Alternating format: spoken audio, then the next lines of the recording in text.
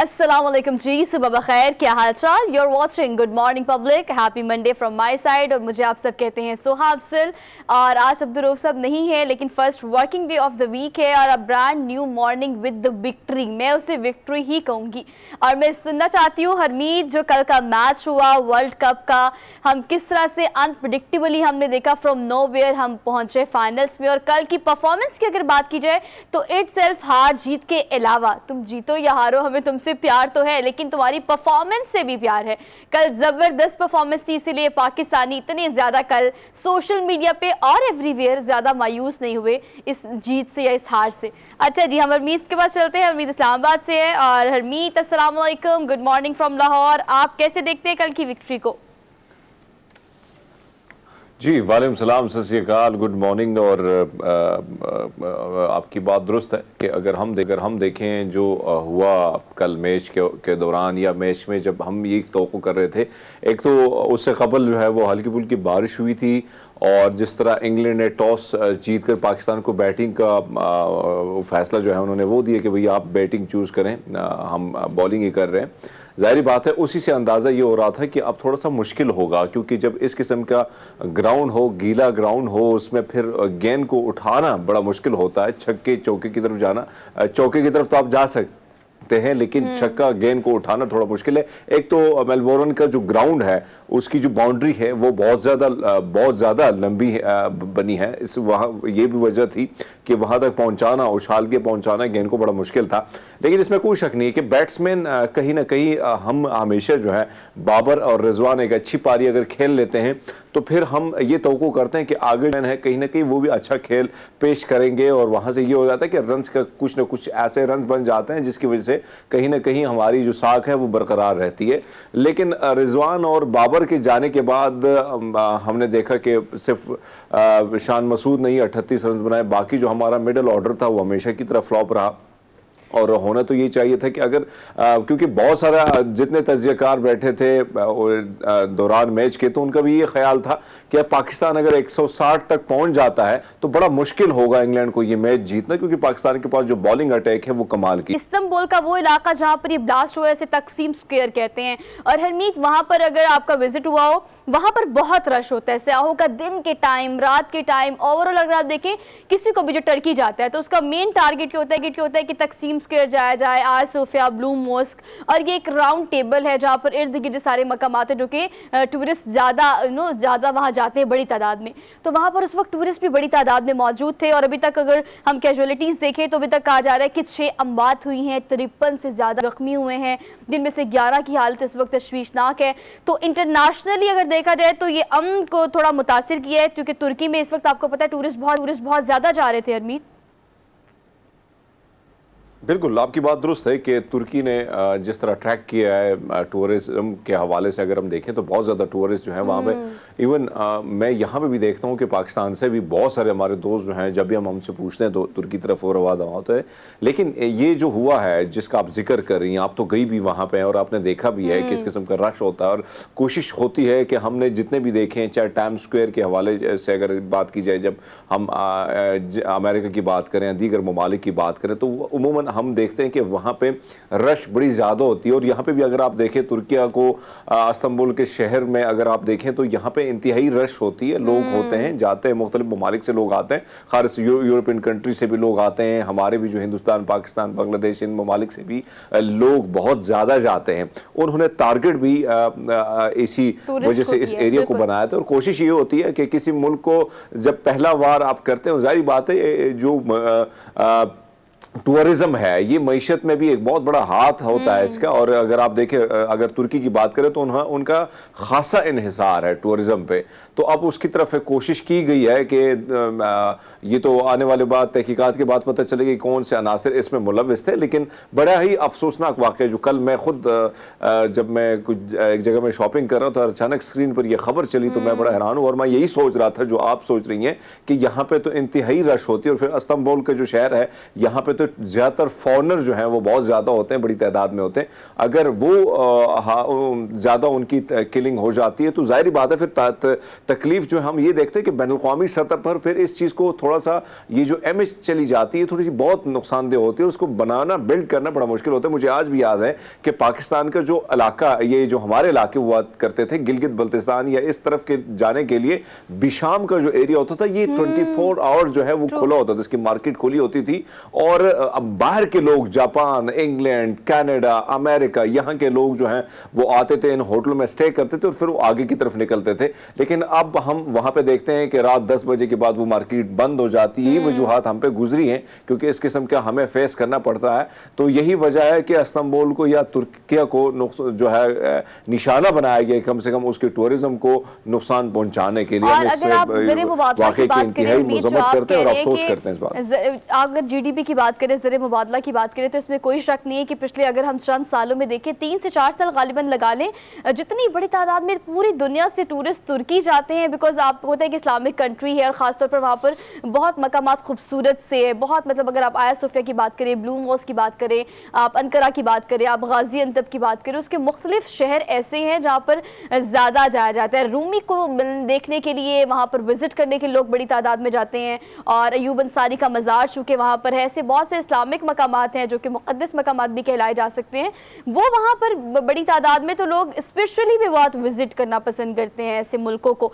लेकिन अगर यूरोपीय यूनियन में शामिल ना होने के बाद हरमीत, आप जानते हैं कि तुर्की ने ग्रेजुअली अपना इमेज कितने अच्छे से बिल्ड किया है। अगर डेवलपमेंट की बात की जाए, टूरिज्म की बात की जाए, और अगर मैशियत की बात की जाए, पॉलिटिक्स की बात की जाए, तो हर चीज़ को ग्रेजुअली बेहतर किया है।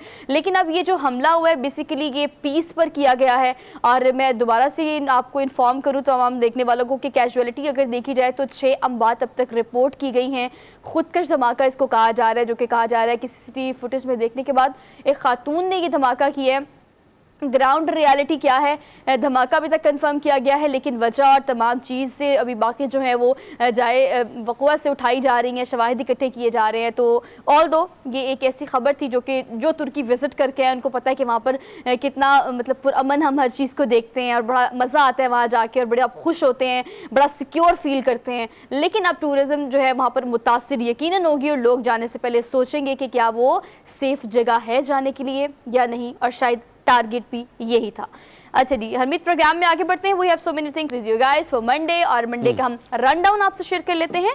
तो सबसे पहले आपको बताएंगे कि आज हमारी टॉप स्टोरीज में पॉलिटिकल पर्सपेक्टिव में हम आपको क्या क्या बताएंगे। बढ़ता हुआ डॉलर जो है उसको इसहाक डार के आने से लगाम तो लगी है, और कहा भी जा रहा था, बहुत सारी प्रेडिक्शंस भी की जा रही थी कि ये डॉलर जो है वही आकर कंट्रोल करेंगे। पता नहीं उनके पास ऐसी कौन सी मिथ है, ऐसी कौन सी रॉकेट साइंस है, लेकिन अभी भी डॉलर को आज़ाद छोड़कर मुल्क की मैशत का बेड़ा गर्क किया। आते साथ ही जब डॉलर ग्रेजुअली हमने देखा कि नीचे आया, तो इसहाक डार साहब ने अब ये स्टेटमेंट जारी किया है कि बहुत बुरा हाल किया गया है मैशियत का और मैं इसको बेहतर करने की कोशिश कर रहा हूँ। उनके पास क्या स्ट्रैटेजी और उनकी स्टेटमेंट में मजीद क्या क्या चीज़ें हैं, इसको आज की टॉप स्टोरीज में डिटेल में डिस्कस करेंगे। इसके अलावा आपको ये बताएंगे कि ऑब्वियसली हमने शुरू में भी डिस्कस किया, प्रोग्राम में बाकायदा इसका सेगमेंट भी करेंगे कि जो इंग्लिश टीम ने वर्ल्ड कप जीता है और हमने जो जीत के बहुत करीब पहुंचकर हम नहीं जीत सके, उसमें क्या क्या डेफिशिएंसीज थी, कहाँ कहाँ हम लैक कर रहे थे, इन सब चीज़ों को भी डिटेल में डिस्कस करेंगे। लेकिन हमारा मकसद क्रिटिक करना नहीं है, सिर्फ हम ये जानना चाहते हैं कि क्या ऐसी चीज़ें थी जिन पर काम करने की इस वक्त हमें ज़रूरत है। इसके अलावा अगर आज के दिन की मुनासबत से आपको बताएं तो हमेशा की तरह आज का दिन जो है, अगर वो हम यूनाइटेड नेशंस की बात करें या डिफरेंट इदारों की बात करें, तो हर दिन की मुनासबत से एक दिन मनाया जाता है। आज डायबिटीज़ का आलमी दिन हरमीत मनाया जा रहा है पाकिस्तान समेत पूरी दुनिया में। और अगर पाकिस्तान के खास तौर पे बात की जाए तो आपने सुना होगा पहले हर 3 में से 2 और 2 में से 1 बंदे को आप देखते थे कि ब्लड प्रेशर होता था। अब डायबिटीज़ इतना आम हो गया है यंगस्टर्स में भी और ज़्यादा एज के लोगों में भी, कुछ जेनेटिकली ट्रांसफ़र हो रहा है, कुछ हमारा लाइफस्टाइल ऐसा है। तो ये जो डायबिटीज़ का आलमी दिन मनाया जा रहा है, इससे बचने के लिए और ये अगर हो जाए तो उससे किस तरह से छुटकारा या कम किया जा सकता है, इसको डिटेल में आज के प्रोग्राम में हम डिस्कस करेंगे। इसके अलावा सर्दियां चूँकि आ चुकी हैं, लेकिन हमें सर्दियों से अपनी स्किन को बचाने के लिए ड्राइनेस बहुत ज़्यादा हो जाती है। मार्केट में 1001 ऐसे प्रोडक्ट्स मौजूद हैं जो कि केमिकल बेस्ड होते हैं। अब लोगों ने हर्बल की तरफ, ऑर्गेनिक्स की तरफ जाना शुरू तो किया है, लेकिन ये केमिकल प्रोडक्ट्स आपकी स्किन को बेहतर तो कर देते हैं, लेकिन आपकी स्किन के लिए कितने नुकसानदेह होते हैं, इसको हम डिटेल में आज के प्रोग्राम में डिस्कस करेंगे। ओके जी, आगे बढ़ते हैं। और हरमीत, अब आपको बताते हैं हम अपनी टॉप स्टोरीज के बाद डेली डोज। तो मंडे का डेली डोज जो हमारी टीम लेकर आई है, उसमें पहला डोज आपको देते हैं। और पहला डोज जो है वो हरमीत, मैं ये इमेजिन करी थी कि आपने भी यकीनन ये सीन ज़रूर देखे होंगे। और डेली डोज में आपको पहला डोज देंगे स्पेन से। स्पेन जो है मतलब ऑब्वियसली अगर आप इस तरह की मुल्कों की बात करें, इस तरह के शहरों की बात करें, तो एक बड़ा पॉजिटिव और बड़ा क्लीन सा इमेज आपके सामने आता है। लेकिन मुझे लगता है कि स्पेन की बजाय हमारे नॉर्दर्न एरियाज में भी ये ट्राई किया जा सकता है। जनाब, ये एक जनाब है जो कि झूला बनाकर बड़े आराम से एक डेंजरस और ट्रिकी मकाम पर मौजूद है। मैंने तो वीडियो अब देखी है, लेकिन सामने से जो आपका डूबता सूरज है, उसकी किरणें जो बर्फ से ढके हुए पहाड़ों पर पड़ रही है और वो सुनहरी एक कलर दे रही हैं। और ये जनाब यहाँ बैठ के बिल्कुल दो पहाड़ों के दरमियान नज़ारे एंजॉय कर रहे हैं। तो डर भी नहीं लग रहा हरमीत? बड़ा खूबसूरत सा अगर मुनाजिर को भी देखें बड़े खूबसूरत से हैं, लेकिन आप ये देखें ये आइडिया इसको इस टाइम आया कैसे सूझा। और उसने आप देखिए उसमें, हाँ ये भी आप देखें ना, और फिर पहाड़ों के दरमियान आप ये झूला बना लें और फिर आराम से रिलैक्स होकर एंजॉय करें पूरे माहौल को। लोग हैं अपनी ज़िंदगी डिफरेंट तरीके से एंजॉय करते हैं, डिफरेंट उनके आइडियाज़ होते हैं, लेकिन इनका आइडिया बड़ा मुझे पसंद आया। तो आप देखें ना मनाजिर को, बड़े खूबसूरत से मनाजिर हैं आसपास के, खतरा भी है, ऐसा नहीं है। नीचे देखें तो भाई ऊंची पहाड़ी, फिर आगे पीछे माहौल जो है वैसे भी बड़े खतरे से कम नहीं है, लेकिन उसने कहा कि भैया ऐसे नहीं, ऐसे ही झूला झूल लेते हैं। अच्छा, ये ज़रूर कोई पैमा होगा, माउंटेनर होगा ऑब्वियसली, मतलब बहुत एडवेंचरस होगा, तभी तो देखिए ना हम ये तो देख रहे हैं कि व्यू बहुत अच्छा है, वो बहुत मज़े से लुत्फ़अंदोज़ हो रहे हैं, अपने इर्द गिर्द बर्फ़ से ढके जो पहाड़ है उनको देख रहे हैं और सनसेट को देख रहे हैं। लेकिन ये झूला बनाना भी एक आर्ट होगा हरमीत। ये जिस तरह से इन्होंने दो पहाड़ों के दरमियान इसको सेट किया है, इसको फिट किया है, वो बनाना पहले एक टास्क होगा, और उसके बाद जब ये वीडियो लोगों ने देखी है तो लोगों को बहुत पसंद भी आया है कि यहाँ पर बैठकर जो व्यू आपको नजर आ रहा है और जो आप झूला झूल रहे हैं, obviously it seems to be like very great and wonderful. तो भी ये आप घर पे, मतलब घर से मुराद है कि जो लोग वहाँ जाएं वो ट्राई ना करें, ऑब्वियसली विद ऑल प्रिकॉशंस उन्होंने किया होगा, तो वो भी आपने करनी है। ऐसे झूला बनाकर कहीं भी पहाड़ों पर लटक नहीं जाना। अच्छा जी, आगे बढ़ते हैं, अगली खबर आपको देते हैं। और आलमी रिकॉर्ड बनाया है, और किस चीज़ का रिकॉर्ड बनाया है? 24 घंटों में 6931 दफ़ा ये आप जो क्यूबिक है इसको कहते हैं रिबॉक। आपको पता है ये क्यूबिक जो मैं देखती हूँ हरमीत, इसको तो मुझे तो आज तक मुझसे ये सॉल्व हुआ ही नहीं। मतलब आप एक दफ़ा की बात करें तो मुझसे एक दफ़ा भी नहीं हुआ। मेरा छोटा भाई है, वो इसको काफ़ी करने की कोशिश करता है, लेकिन ये क्यूबिक जो है बेसिकली इसको एक नहीं, दो नहीं, तीन नहीं, 6931 दफ़ा उन्होंने सारा दिन मतलब 24 घंटे लगा के इस रिकॉर्ड को ब्रेक किया। और हरमीत जो ब्रेक किया है वो पहले किसी का था 5000 कुछ का, 5800 गालिबन, और उसको ब्रेक करके जनाब ने 24 घंटे में इसको रिजॉल्व किया है। देखिए ना ये बहुत बड़ी बात है, और ज़्यादातर इसमें वैसे भी अगर आप देखें ना तो ध्यान बहुत ज़्यादा दिमाग पे ही पड़ता है और ज़्यादा दिमाग इस्तेमाल करना पड़ता है। और आपकी बात दुरुस्त है कि मैंने बड़ी कोशिश की पर हुआ नहीं, और आप देखें कि आपने भी कोशिश की, लेकिन आप ये देखें कि इतना बड़ा रिकॉर्ड बनाना, और वो भी कम नहीं, 6931 बार, कोई मुश्किल कोई आसान काम नहीं, इंतहाई मुश्किल काम है। लेकिन आप कुछ लोग ऐसे आती होते हैं कि बहुत फटाफट करके ना वो चीज़ को उसी तरह बना ही लेते हैं, लेकिन इन्होंने वाकई रिकॉर्ड कायम की है और बड़ा मुश्किल काम है जिसको इन्होंने बड़े आसानी से की, अगर आप देखें तो। और हरमीत ऐसा नहीं है कि इन्होंने रिकॉर्ड तोड़े हैं। आपको मैं हमेशा ये कहती हूँ कि हम जब भी अपना कोई रिकॉर्ड ब्रेक की खबर देते हैं आपको कि किसी ने रिकॉर्ड बना लिया है, तो साथ ही हम आपको ये भी बताते हैं कि जनाब ये कोई पहला रिकॉर्ड नहीं है, आपने इससे पहले रिकॉर्ड किसी ने बनाया होता है, ये उसको तोड़ने के दर पे होते हैं। ये आज रेड डे का बहुत मसला हो रहा है। Very first working day of the week, हम काफ़ी स्लीपिंग मूड में चल रहे होते हैं। खैर ये जो आपको मैं बताऊँ हरमीत, एक और बात कि जनाब अब इस बात पे खुश होने की बजाय कहते हैं रिकॉर्ड तो मैंने बना लिया है, लेकिन मुझे 7000 बनाना चाहिए था। और पता है 12 घंटे गुजरने के बाद सबको लग रहा था कि इन्होंने रिकॉर्ड बना लिया है। मतलब ये इससे भी खुश नहीं है। हम एक दो दफ़ा कर लें तो शायद पूरा दिमाग हमारा खर्च हो जाए, लेकिन ऑब्वियसली इसके लिए आपको ज़्यादा IQ लेवल चाहिए होता है। बहुत ज़हीन ये लोग होते हैं, तलबा और तालिबात ख़ास तौर पर जो इस तरह की ट्रिकी चीज़ें करते हैं, इनका IQ लेवल कंपैरेटिवली हरमीत हम लोगों से बहुत ज़्यादा होता है, और they are expert to do this kind of things. तो ये एक रिकॉर्ड जो उन्होंने बना लिया है, उनके लिए अप्रिसिएशन फ्रॉम आवर साइड। अच्छा जी, अगला भी एक हरमीत रिकॉर्ड है। ये रिकॉर्ड तो मैं सोचती हूँ कि हम तो रोज़ाना की बुनियाद पर करते हैं और शायद ये रिकॉर्ड हमने बनाया ही हो, लेकिन हमें पता नहीं कि हमने ये रिकॉर्ड बना लिया है। 10 सेकंड के अंदर जो है इन्होंने 3 जोड़े जो जूतों के हैं उसके तस्मे बांध दिए हैं। तो रिकॉर्ड कौन सा हुआ? सबसे कम सेकंड्स में जूतों के तस्मे बनाने का ये रिकॉर्ड। हरमीत, आपने मुझे लगता है कोई इससे भी कम सेकंड में किया होगा। अब देखिए ना, बड़े मजे की बात ये है कि उन चीजों की तरफ इनका ध्यान होता है कि जिसकी तरफ किसी का ध्यान नहीं होता, तो वहां पे ये जाके उसी को अप्लाई करके रिकॉर्ड ही बना लेते हैं। आप ये देखिए ना कि आपकी बात दुरुस्त है कि दिन को कितनी बार हम तस्वीर बांधते हैं और खोलते हैं, लेकिन आप देखें इसने तो कमाल ही कर दिया। इधर ही ध्यान दिया और सोचा कि भैया रिकॉर्ड बन सकता है तो बना ही लिया। यही बहुत सारी ऐसी चीजें जो हम देखते हैं आसपास। इससे कबल जो आपने नामों की एक स्टोरी आप लेके आई थी, तो उधर भी आप देखें तो बहुत सारी ऐसी चीजें हैं, लेकिन ध्यान नहीं होता। और उस तरफ हम देखें तो उनका ध्यान इस तरफ होता है कि भैया हाँ, इससे कुछ ना कुछ रिकॉर्ड बना के अपना नाम जो है वो हम किसी न किसी तरीके से दर्ज करा सकते हैं। तो भाई सोच और इसकी बात होती है और लगन की बात होती है। अच्छा जी, लगन की बात होती है। आपकी इसी बात से अगली स्टोरी जो आप लोगों से शेयर करते हैं। आप लगन, मेहनत और जज्बे के साथ, डिवोशन के साथ, डेडिकेशन के साथ भाई आप कुछ भी कर सकते हैं। Everything is possible in this world. सोच सिर्फ यहाँ, हार और जीत सिर्फ यहाँ होती है। खैबर पख्तूनख्वा से इस खातून पटवारी का मजा आया ना सुन के, मतलब इट साउंड्स गुड, इट्स ना मुझे बोलने में अच्छा लग रहा है। ये खातून पटवारी हैं जनाब पहली, और इन्होंने कहा है कि मैं यहाँ पर काम करती हूँ और काम शुरू में थोड़ा सा मुश्किल था, बट ऑल दो अब ये काफ़ी आसान है। And I feel very comfortable to serve, यानी मतलब जो भी मैं सर्विसेज दे रही हूँ, और उसके लिए आई फील वेरी प्राउड, क्योंकि काम कोई भी छोटा बड़ा नहीं होता और आप सिर्फ उस काम में एक्सपर्ट हो जाए, वो काम आपकी जिस तरह से करते हो उस तरह से कोई भी ना कर सके हरमीत। और यही गेम होती है, कोई भी काम छोटा बड़ा या मुश्किल या आसान नहीं होता, ये सिर्फ आपके दिमाग में होता है। बिल्कुल, एक बात तो है, पटवारी की अगर जब भी जिक्र आता है तो खैर हमारे दिमाग में, लोगों के दिमाग में कहीं ना कहीं एक पार्टी से मुंसलिक नाम आ जाता है, लेकिन हकीकत में पटवारी का काम इंतहाई मुश्किल काम है। सारी चीज़ों को देखना, एक तो हम खैबर पख्तूनख्वा की बात करें, बहुत सारी चीज़ों में वो आसानी तो लेके आए हैं, लेकिन उसके बावजूद वाकई में डील तमाम तरह उन लोगों के साथ होती है जो ज़्यादातर मर्द हजरात के साथ ही आपकी डीलिंग होती है। उसमें कई जरगे जुर्गे जो है वो, क्योंकि तहसील सतह पर ही पटवारी बैठता है। तहसील में आपने उमूमन देखा होगा कि जरगे का जो सिस्टम होता है, मुख्तलिफ जरगे जाते हैं, मुख्तलिफ जरगे आते हैं, उठते हैं, बैठते हैं, पटवारी से मुलाकातें होती है। एक मुश्किल टफ काम होता है, लेकिन आपकी बात दुरुस्त है कि जो करना चाहे बहुत कुछ कर लेते हैं। ख़वातीन आजकल हम देख रहे हैं हर इदारे में बड़े मेहनत से, बड़े ज़बरदस्त लगन से वो काम करती हैं। और मैं पहले भी जिक्र कर चुका था कि एक मर्द हजरात के सामने एक खातून को बिठाया जाए तो वो ज़्यादा अपने काम में सिंसियर होती है, और ऐसा हमने देखा है।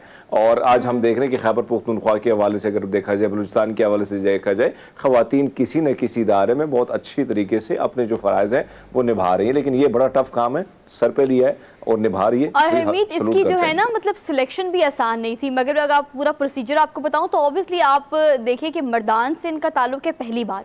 दूसरी बात, इन्होंने टेस्ट दिया, मतलब अगर टेस्ट की बात की जाए तो जब सूबाई हुकूमत ने, ऑब्वियसली आपको तो डिक्लेरेशन होती है, आपके कुछ इश्तिहार आते हैं अखबार में, फिर आप उसके लिए ऑनलाइन अप्लाई करते हैं, एक प्रोसीजर होता है ना।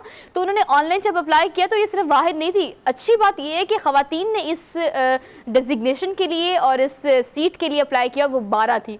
12 ख़वातीन ने इस सीट के लिए अप्लाई किया, उसमें से सिर्फ मर्दान से इनकी सिलेक्शन हुई। उसके बाद ऐसा नहीं कि फॉरन सिलेक्शन हुई and he is pointing she is point over there. उसके बाद क्या हुआ, इनकी ट्रेनिंग हुई है 6 माह की। 6 माह की ट्रेनिंग के बाद उसके बाद उनको अपॉइंट किया गया है। तो ये प्रॉपर प्रोसीजर। और अमित, अच्छी खबर ये भी है इस खबर के साथ जो हम इसको रिलेट कर देते हैं कि सिर्फ इन्होंने अप्लाई नहीं किया, ख़वातीन समझती हैं कि अब वो भी इस तरह के काम कंपैरेटिवली, मैं ये नहीं कहना चाह रही कि जो एक टिपिकल लाइन हम बोलते हैं कि मर्दों के शाना बशाना काम करती हैं, बहुत पुरानी और टिपिकल लाइन हो गई है। लेकिन अब अगर हम ख़वातीन को देखें तो yes, they want to do everything, वो सब करना चाहती हैं और उनको लगता है कि वो सब कुछ एक कोशिश होती है और वो करते हैं हर इदारे में। अब हम देख रहे हैं बहुत सारे इदारे ऐसे होते थे कि वहाँ पे कहा जाता था कि वहाँ पे ख़वातीन काम नहीं कर सकती, लेकिन अब हम देख रहे हैं कि ख़वातीन ने वो कहीं ना कहीं अपना रोल इस किस्म का प्ले किया और दिखाया भी है कि भाई कोई ऐसी जगह नहीं जो हम काम नहीं कर सकते। और सबसे बड़ी बात जो मैं बात कर रहा हूँ पटवारी की, तो ये वाकई में NTS देना पड़ता है, उसके बाद इनकी ट्रेनिंग का मरहला होता है और बाकायदा बहुत सारे लोग शामिल होते हैं टेस्ट में। तो इस तरह कोई आसान काम नहीं है, और जाहिर बात है पटवारी के बाद फिर आप तहसीलदार के लिए अप्लाई करते हैं, तो ये एक अच्छा इनिशियल जो है बहुत कमाल का है और बहुत अच्छी जॉब है, बुरी जॉब नहीं है। लेकिन इसमें खवातीन की तादाद ना होने के बराबर, क्योंकि मैं तो आप पंजाब से हैं, आप भी गई हैं पंजाब के मुख्तलिफ इलाकों में, हम भी गए हैं और खासकर खैबर पख्तूनख्वा के इलाके में भी घूमे, लेकिन हमें पटवारी की जॉब पे खवातीन नजर इस तरह नहीं आती, मैंने तो नहीं देखी। और पहली बार ये खबर आप ब्रेक कर रही है, तो मुझे अच्छा लगा कि कहीं ना कहीं कोई इदारा ऐसा नहीं जहां पे खवातीन की नुमाइंदगी ना हो। हम ये नहीं कहते कि शाना बशाना जो आपने बात की टिपिकल बातें हो गई हैं, बहुत पुरानी हो गई हैं, लेकिन अब हम देख रहे हैं कि वही खवातीन जो हैं वो प्रूव करने के लिए बैठी हैं, हर इदारे में पहुंची हैं, और ये बहुत अच्छी बात है। और ये खतीजा इनका नाम है हरमीत, और इनका बारहा जब हमसे बातचीत हुई और हमने इनकी ऑब्वियसली इसको शामिल करना था प्रोग्राम में, तो ना सिर्फ हमने बल्कि बहुत सारे सोशल मीडिया प्लेटफॉर्म्स ने इन्हें कवर किया। तो उनका कहना था कि शुरू में कंपैरेटिवली काफ़ी मुश्किल था, क्योंकि बात वही आ जाती है हरमीत कि एक्सेप्टेंस आपके साथ और आपके घर वालों के साथ साथ इस माशरे की भी बहुत ज़्यादा ज़रूरी होती है। मतलब पटवार सिस्टम को वैसे काफ़ी मुश्किल समझा जाता है, वो तो आपने बहुत अकाउंटेबिलिटी देखनी होती है, बहुत पेपर वर्क होता है, बहुत आपने चीज़ों को क्रिटिकली देखना होता है। तो शुरू में वो कह रही थी कि काफ़ी मुश्किल होता है, लेकिन वहाँ पर आने वाले लोगों को भी हैरानगी का सामना करना पड़ता है। तो मैं और आप जो मिलकर बात कर रहे हैं, वो हम अगर किसी फूड पांडा के राइडर की बात करें, वो हम किसी खातून की बात करें जो कि साइकिल चलाती है या बाइक चलाती है, या फिर हम अगर डिप्टी कमिश्नर की बात करें, बारहा हमने अपनी खबरें दी हैं, ब्रेक किया है, स्टोरीज को टॉप स्टोरीज में हमने शामिल किया है, डेली डोज में आपको खबर ऑन एंड ऑफ देते रहते हैं कि खवातीन क्या क्या क्या कर रही हैं। लेकिन हरमीत, हमें एक्सेप्टेंस भी लेकर आनी बहुत ज्यादा जरूरी है, हमें देखने वाले, और खासतौर पर अगर मैं इस वक्त देखिए सोहा, सबसे बड़ी बात ना, बाहर दुनिया में मॉडर्न वर्ल्ड में आज देखें खवातीन हर, चाहे वो टैक्सी चलाना हो, गाड़ी चलानी हो, बस चलाना हो, उसमें खवातीन ही आपको नजर आएंगे। और मेजॉरिटी मैंने देखी है कि मेजॉरिटी जो है वो खवातीन की होती है, और वो रेस्टोरेंट्स चलाना हो, वेटर का काम करना हो, ये बहुत सारे काम जो है वहां पे खवातीन करती हैं। अब यहाँ पे ये चीज जो है बड़े स्लोली आई है, ऐसा नहीं है कि हम बड़े अच्छे हैं और मुल्क बहुत तेजी से तरक्की कर रहा है, लेकिन बड़ी स्लोली ये चीजें आई है कि खवातीन जो है उनको हमने मौके दिए हैं। पहले तो मौके नहीं होते थे, घर में इजाजत नहीं मिलती थी। अब ये हुआ है कि वक्त के साथ साथ हमारी जो जहनियत है उसमें भी कहीं ना कहीं तब्दीली आ रही। तो मैं हमेशा ये बात करता हूँ कि चाहे वो हर वो तबका जो कहीं ना कहीं हम जिसे समझते हैं, हमारे माशरे ने जिसे दबाया है, हम ये नहीं कहते कि कोई कमजोर है, कोई कम है, हमने जिसे दबाने की कोशिश की है उसको अब मौके देने चाहिए, चाहे वो ट्रांसजेंडर हैं, ख्वाजा सरा हैं, या माजूर अफराद हैं, या दीगर लोग हैं, हर जगह उनकी नुमाइंदगी जरूरी है, क्योंकि वही जो दुख है, अपने माजूरों का दुख हो, चाहे ख्वाजा सराओं का हो या खवातीन का हो, वही समझते हैं अपने दुख को। उनकी चाहे वो पार्लियामान में नुमाइंदगी, अब खवातीन की नुमाइंदगी मैं बात करूं तो परवेज मुशर्रफ साहब को ये क्रेडिट जाता है कि उन्होंने भरपूर कोशिश की थी, और उनके कैबिनेट में खवातीन की एक बहुत बड़ी तादाद थी। यही वजह है कि आज हम देखते हैं कि कुछ चीजें जो बेहतर जो गवर्नमेंट करे, चाहे वो डिक्टेटर करे या कोई हुकूमत सिविलियन करे, लेकिन उसकी तारीफ करना लाजिम है। तो मैं देखता हूं कि अब जो खवातीन हैं उनको मौके भी मिल रहे हैं, और डॉक्टर, चाहे हम मुख्तलिफ हॉस्पिटल्स जाते हैं, वहाँ खवातीन की एक बहुत बड़ी तादाद होती है। तो ये चीज़ एक अच्छी है, एक पॉजिटिव वे की तरफ हम जा रहे हैं। और आइंदा हम ये देख रहे हैं कि अब कल मैं देख रहा था तो एक ख्वाजा सरा जो है इलेक्शन लड़ रही है यहाँ से इस्लामाबाद से। तो ये बहुत अच्छी बात है कि वही लोग आ रहे हैं और अपने आप को मनवाने की कोशिश कर रहे हैं। देखिए रास्ता तो बनाना होता है, किसी ने दूसरे के लिए तो बनाना होता है, मंजिल अगर कोई और पहुंचता है, लेकिन आपने तो रास्ता तो बनाना है ना। अल्टीमेटली देखा जाए तो प्रोस्पेरिटी और तरक्की हमारे मुल्क की ही है, तो ये चीज़ें बहुत ज़्यादा बेहतर हो रही हैं, लेकिन अभी बहुत वक्त और बहुत एक लंबा सफ़र बाकी है। उसको अगर हमने कम करना है और कम वक्त में हमने ये चीज़ लॉन्च करनी है, एक्सेप्टेंस लेके आनी है, और मुल्क की तरक्की में इनका अहम किरदार जो हमेशा से रहा है उसको अगर तेज़ करना है, तो उसके लिए हमें एज ए इंडिविजुअल थोड़ा सा अपना अहम किरदार अदा करना पड़ेगा। So with that daily dose, और हमने क्विक ब्रेक लेते हैं, वापस आते हैं। Keep watching good morning public. Welcome back after the break. So basically program में अब बात कर लेते हैं उस काफिले की जो लिबर्टी चौक लाहौर से रवाना हुआ, और आहिस्ता आहिस्ता हमने देखा कि बीच में बहुत सारी ऐसी अनयूजुअल इंसिडेंट्स भी हुए, जिसको कवर करते हुए, जिसको आगे बढ़ाते हुए और जिसको वजह ना बनाते हुए पीटीआई हुकूमत और ये लॉन्ग मार्च जो है वो आगे बढ़ा। और आपने देखा कि इमरान खान साहब पर हमला भी हुआ, जो कि एक्स प्राइम मिनिस्टर हैं, और इसके अलावा पीटीआई के चेयरमैन भी है। लेकिन अब वो चूँकि रोज़ाना की बुनियाद पर खिताब करते हैं वीडियो लिंक के जरिए, शाह महमूद कुरैशी को कहा गया है है कि वो क़यादत जो है उनकी क़यादत में ये काफ़िला आगे बढ़ेगा। असद उमर और शाह महमूद कुरैशी और जो भी लोग खिताब करते हैं उनके बारहा मुख्तलिफ स्टेटमेंट्स जो हैं वो सामने आते हैं। उनकी recent statement, very recent statement जो है वो आपसे शेयर करते हैं। असद उमर साहब ने समंदरी में खिताब करते हुए लोगों से कहा, अच्छा फैसलाबाद से गुजरा था काफिला, उन्होंने कहा कि इम्पोर्टेड हुकूमत को घसीटने के लिए ही इस हुकूमत ये सारी चीज़ें जो है वो ड्रैग की जा रही हैं और मुल्क को नुकसान पहुंचाया जा रहा है।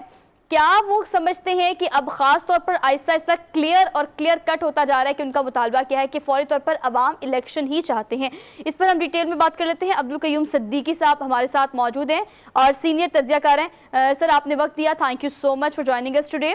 सर, कहिएगा कि बारहा जो है वो मुख्तलिफ जो नुमाइंदे हैं, मुख्तलिफ जो लीडरान हैं PTI के, वो अब इसको क्लियर कर रहे हैं कि अब हमें इलेक्शंस चाहिए और आवाम पर ही ये बयानिया दोबारा से इंडल्ज किया जा रहा है उनके दिमागों में। आप क्या समझते हैं कि क्या वक्त की भी ज़रूरत है, मुल्क की भी ज़रूरत है, और क्या उनका बयानिया ठीक है? देखिए, इलेक्शन से तो जो है वो कोई भी इलेक्शंस की मुखालफत नहीं कर सकता है। देखना यह है कि आया इस वक्त इलेक्शन क्यों जरूरी हैं। क्या सिर्फ इसलिए कि इमरान खान साहब अदम एतमाद के अंदर अक्सरियत खोने के बाद वो इस बात पे हैं कि वो दोबारा इक़्तिदार के अंदर आ जाएं और उनके इक़्तिदार की राह हमवार करने के लिए फौरी इलेक्शंस करवाए जाएं। अब आइन के तहत तो पार्लियामेंट की अपनी एक मुद्दत है और उसके तहत ही फिर जब वो मुद्दत मुकम्मल होगी, 5 साल इस पार्लियामेंट के मुकम्मल होंगे, जिस पार्लियामेंट के इमरान खान साहब खुद प्राइम मिनिस्टर रहे 4 साल, 3.5 पौने 4 साल, तो उसकी मुद्दत मुकम्मल होने के बाद ही इलेक्शंस जो हैं वो हो सकते हैं। और इसके अलावा अगर वो तब्दीली वाक़यातन चाहते हैं तो इमरान खान साहब और अगर वाक़यातन जमहूरियत पे यकीन रखते हैं तो फिर उनको इस पार्लियामेंट के अंदर वापस जाना चाहिए। अभी भी उनके पास अच्छी खासी अददी ताकत जो है वो मौजूद है पार्लियामेंट के अंदर। तो वो अगर चाहते हैं कि वो अगर हुकूमत उनसे उनके मुतालबात तस्लीम नहीं कर रही हैं तो उनके पास दोनों ऑप्शंस हैं कि वो असेंबली के अंदर जाकर अददी अक्सरियत जो है वो हासिल करें और हुकूमत तब्दील करने के बाद फिर वो उसको जो है नए इलेक्शंस की दाग बिल डाल सकते हैं।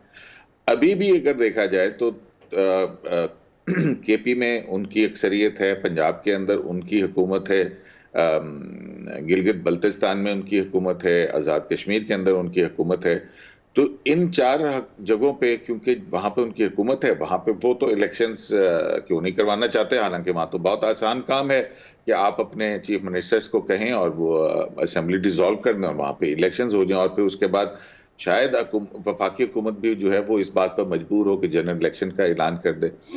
तो ये एक तरफ जहाँ पे अपनी हुकूमत है वहाँ पे वो इलेक्शंस नहीं चाहते हैं, लेकिन जहाँ पे हुकूमत नहीं, जहाँ पे उनके खिलाफ अदम एतमाद हो गया, वहाँ पे वो पार्लियामेंट में बैठकर अपना किरदार अदा करने के बजाय वो सड़कों के जरिए दबाव डालकर इलेक्शंस लेना चाहते हैं।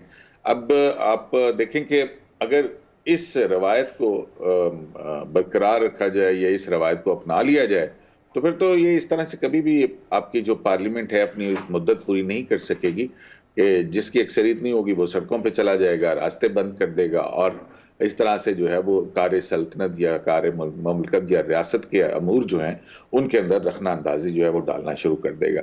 तो इस तरीके कार के साथ तो कोई मेरा ख्याल है कि इलेक्शंस का मुतालबा इस वक्त दुरुस्त नहीं होगा।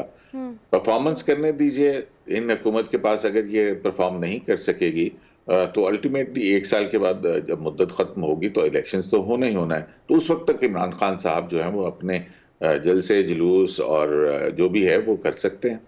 सर, ये नैरेटिव की हम बात कर रहे हैं, अगर उस नैरेटिव की बात की है जिससे PTI का आपने देखा कि शुरू से लेके अब तक पहले इस्तीफ़े का मुतालबा, फिर उसके बाद मुख्तलिफ नैरेटिव जो बिल्ड किए गए उसमें अगर अमेरिका के वो लिखे हुए ख़त की बात की जाए, इम्पोर्टेड हुकूमत की बात की जाए, ग़ुलामी की बात की जाए, we have so many things to discuss and talk about this, लेकिन ये वो काफ़ी हद तक कामयाब रहे हैं हमेशा से अवामों के दिमाग में इंडल्ज करने के लिए। लेकिन अभी अगर इस वक्त सर्कमस्टांसेस देखें तो हुकूमत से मुतालबा तो किया जा रहा है कि फ़ौरी तौर पर इलेक्शन कराए जाएं।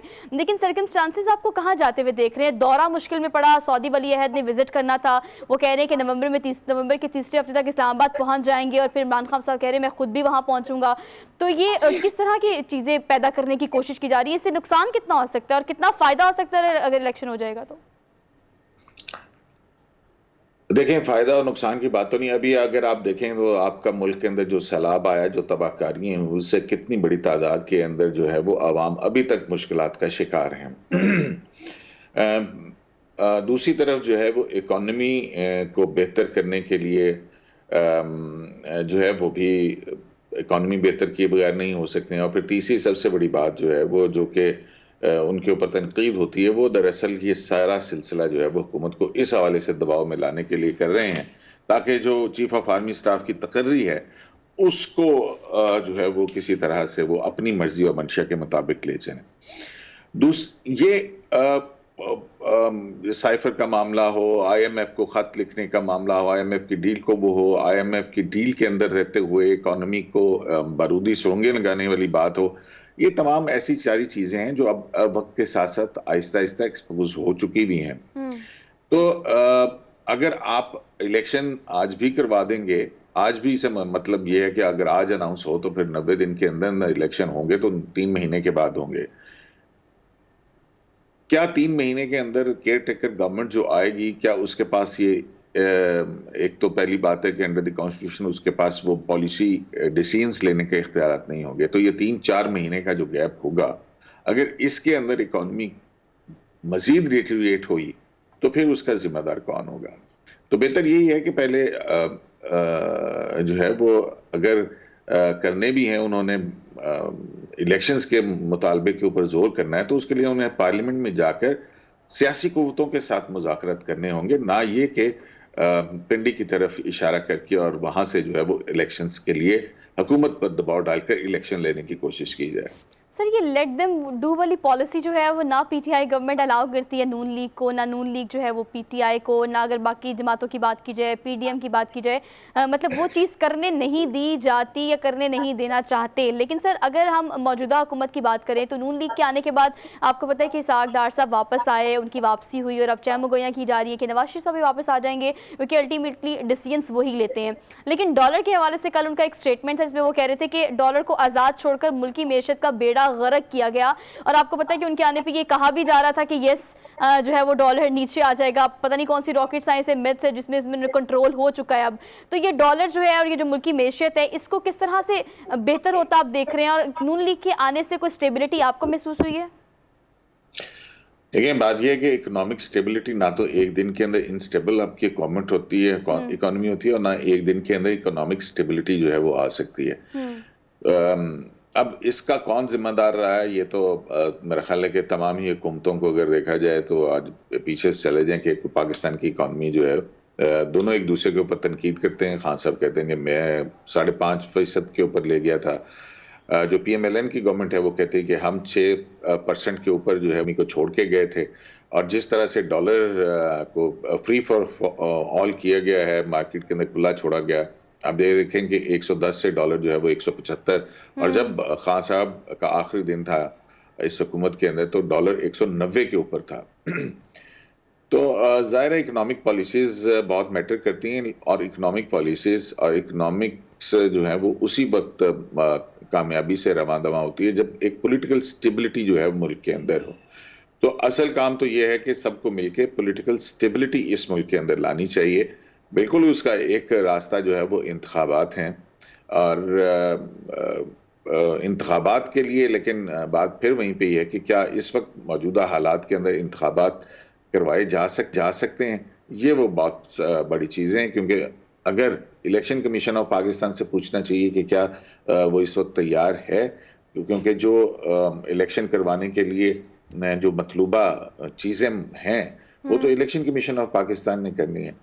तो मेरा ख्याल है कि अगर इसमें ये पॉलिटिकल एक्टिविटी जारी रहनी चाहिए, लेकिन गवर्नमेंट को डिस्टेबलाइज करने, अगर हुकूमत को गिराना ही है तो उसमें उनको पार्लियामेंट के अंदर वापस आकर ही कोई स्ट्रैटेजी जो है वो अपनानी चाहिए। ठीक है। अब्दुल कयूम साहब, ये कहिएगा कि हमने ये तो बात कर ली कि लॉन्ग मार्च का मकसद क्या है और मुतालबात क्या है, लेकिन इटसेल्फ द क्वेश्चन मार्क है कि लॉन्ग मार्च को आप किस तरह से देख रहे हैं? मतलब अगर पीटीआई के चेयरमैन इमरान खान साहब पर रिसेंटली हमने देखा जो हमला हुआ, उसके बाद उन्होंने किस तरह से अस्पताल में ही प्रेस कॉन्फ्रेंस की और जो भी उनके बयानियों में जो उनके बयान आते हैं, जो बयानियाँ उन्होंने दिया, उसके अलावा जो बयानात आ रहे हैं, आप लॉन्ग मार्च का क्राउड किस तरह से देख रहे हैं? क्या वो जो बार बार बात करते हैं उससे वो किसी हद तक कामयाब रहे हैं? उनसे मुंसलिक लोग, शाह महमूद कुरैशी, असद उमर, वो क्राउड को उस तरह से लेकर चल पा रहे हैं या फिर इससे भी लॉन्ग मार्च मुतासिर होगा? नहीं, बाकायदा लॉन्ग मार्च मुतासिर हुआ है। इमरान खान साहब की गैर मौजूदगी के बायस जो है वो अवाम की शमूलियत उस तरह से नहीं है जिस तरह से इमरान खान जब खुद साथ थे। ऑल्दो के अगर हम देखें तो इमरान खान साहब इस वक्त तीसरा लॉन्ग मार्च जो है वो कर रहे हैं। 2014 में उन्होंने आज़ादी मार्च किया था, फिर उसके बाद जब उनकी हुकूमत गई तो 25 मई को जो है वो इस्लामाबाद की तरफ आए थे। अब फिर जो है वो उन्होंने ये तीसरा जो है वो उनका लॉन्ग मार्च है। तो इन लॉन्ग मार्चेस से हासिल क्या किया उन्होंने, ये देखने वाली बात है कि पहले भी उनको ये जो है वो अपना ख़त्म करना पड़ा था जब एपीएस का वाक़या हुआ। लॉन्ग मार्च 126 दिन का धरना आपको याद है, उस वक्त भी इकोनॉमिक्स या इकोनॉमी के हवाले से चीन के सदर का दौरा जो है वो इम्पोर्टेंट था, वो मुलतवी हुआ था। तो ये इस तरह का एहतजाज, इमरान खान साहब की एहतजाजी सियासत तो दिन ब दिन कमज़ोर पड़ती चली जाएगी क्योंकि लोग स्टेबिलिटी चाहते हैं। अभी भी जब रास्ते बंद किए गए तो लोगों का रिएक्शन जो है वो उनके खिलाफ ही आया उसका, इस इक़दाम के, जिसके बाद उन्होंने रास्ते खोलने का फैसला किया। तो सर, आप हमारे साथ रहिएगा, एक छोटी सी क्विक ब्रेक लेनी है और रात को आगे लेके चलेंगे कि पहले चीन के सदर अब सऊदी वली अहद जो है उनका दौरा भी मनसूख किया गया है, तो कितना नुकसान हो सकता है इस पर बात करेंगे। क्विक ब्रेक लेनी है, वापस आते हैं। Keep watching good morning public. Welcome back after the break. तो प्रोग्राम को कंटिन्यू उसी पॉइंट से करते हैं जहां पर हम ब्रेक पर गए थे। बेसिकली सऊदी वली अहद का जो दौरा मनसूख किया गया और इससे पहले आपने देखा कि बारहा ये एहतजाजी सियासत जो इमरान खान साहब की है वो आहिस्ता आहिस्ता दम तोड़ती हमें दिखाई दे रही है। अब्दुल कयूम साहब, ये कहिएगा कि अब इस सारे सिनेरियो में, खासतौर पर पॉलिटिकल सिनेरियो में, अब किस तरह से देखते हैं कि सागदार की वापसी हुई, नून लीग की हुकूमत आई और अब नवाज शरीफ की वापसी की बातें भी की जा रही हैं, कितना फ़र्क पड़ेगा और पाकिस्तानी सियासत को डायनामिक्स जो है उसको किस तरह से आप चेंज होता देखते हैं if he is back?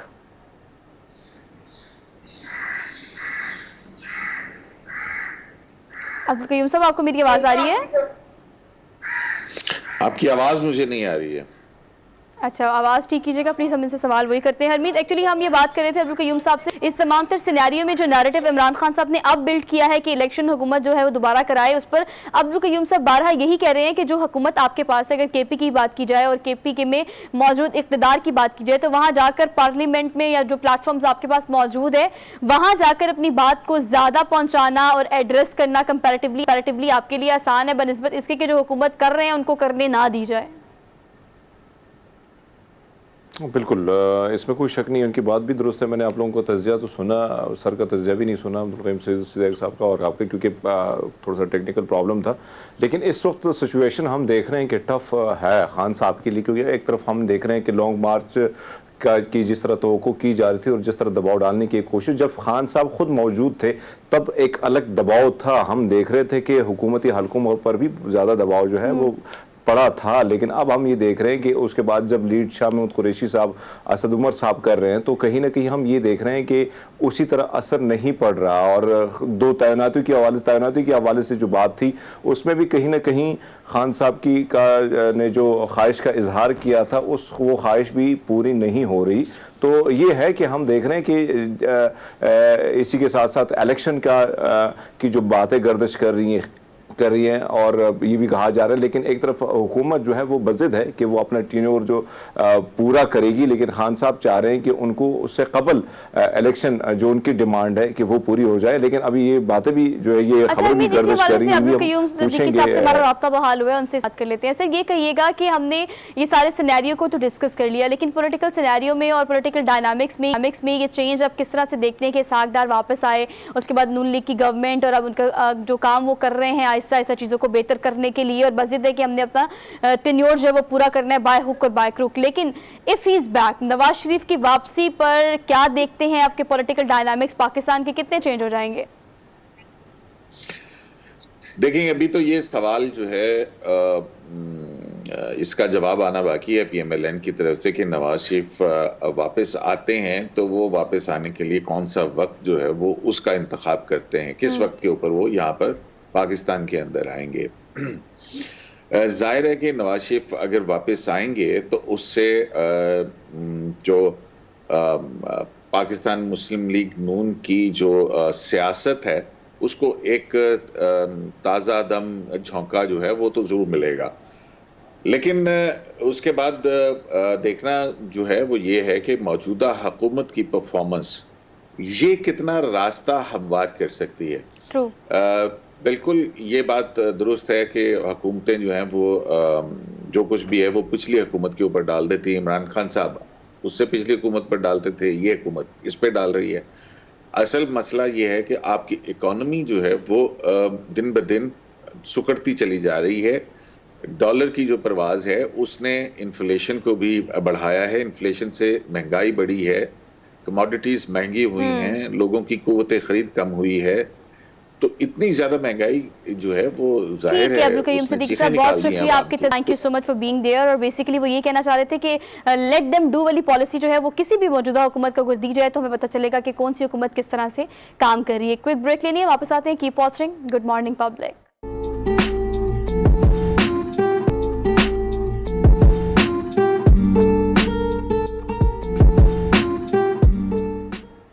Welcome back after the break. So let's talk about कि वर्ल्ड क्लास टीम ने वर्ल्ड क्लास परफॉर्मेंस देके वर्ल्ड चैंपियनशिप जो है वो अपने नाम कर ली, लेकिन वर्ल्ड कप के फाइनल तक पहुंचने वाली हमारी टीम यानी पाकिस्तानी क्रिकेट टीम के क्या फ्लॉज रहे, कहां पर हमने लैग किया, कौन सी ऐसी डेफिशिएंसीज है जिसे फिल करने की हमें अच्छी ज़रूरत है, इस पर हम बात कर लेते हैं। सीनियर स्पोर्ट्स एनालिस्ट हमारे साथ मौजूद है अब्दुल माजिद भट्टी साहब। आपने टाइम दिया, thank you so much for joining us today. कैसे हैं आप, ठीक हैं?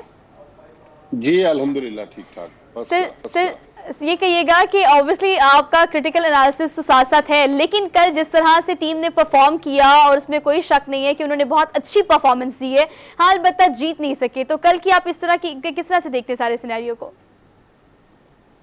देखिए मेरे ख्याल में हम लोग बुरा नहीं खेले। वर्ल्ड कप का फाइनल खेलना ऐसा एक बहुत बड़ा ऑनर है। जाहिर है 16 टीमें थी, उसमें से 2 टीमें फाइनल में पहुंची, जो बेहतर टीम थी वो जीत गई।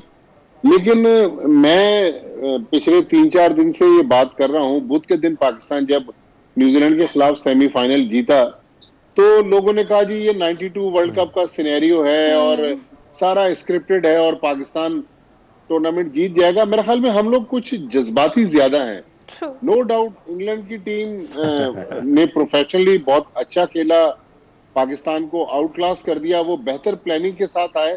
लेकिन हमने टीवी चैनल्स पर मीडिया में जो एकदम से तूफान बर्पा किया हुआ था कि भाई ये तो बस 13 तारीख को रस्मी कार्रवाई है, ये ट्रॉफी जो है ये तो पाकिस्तान टीम के साथ पीर की शाम को जहाज पे बैठेगी और ये मंगल को ट्रॉफी लाहौर उतरेगी। तो मेरे ख्याल में हमें थोड़ा सा जज्बात को साइड पर रखना चाहिए। इंग्लैंड की टीम हरमीत साहब भी अब हंस रहे हैं मेरे ख्याल में। नहीं सर, ये वेरी राइट।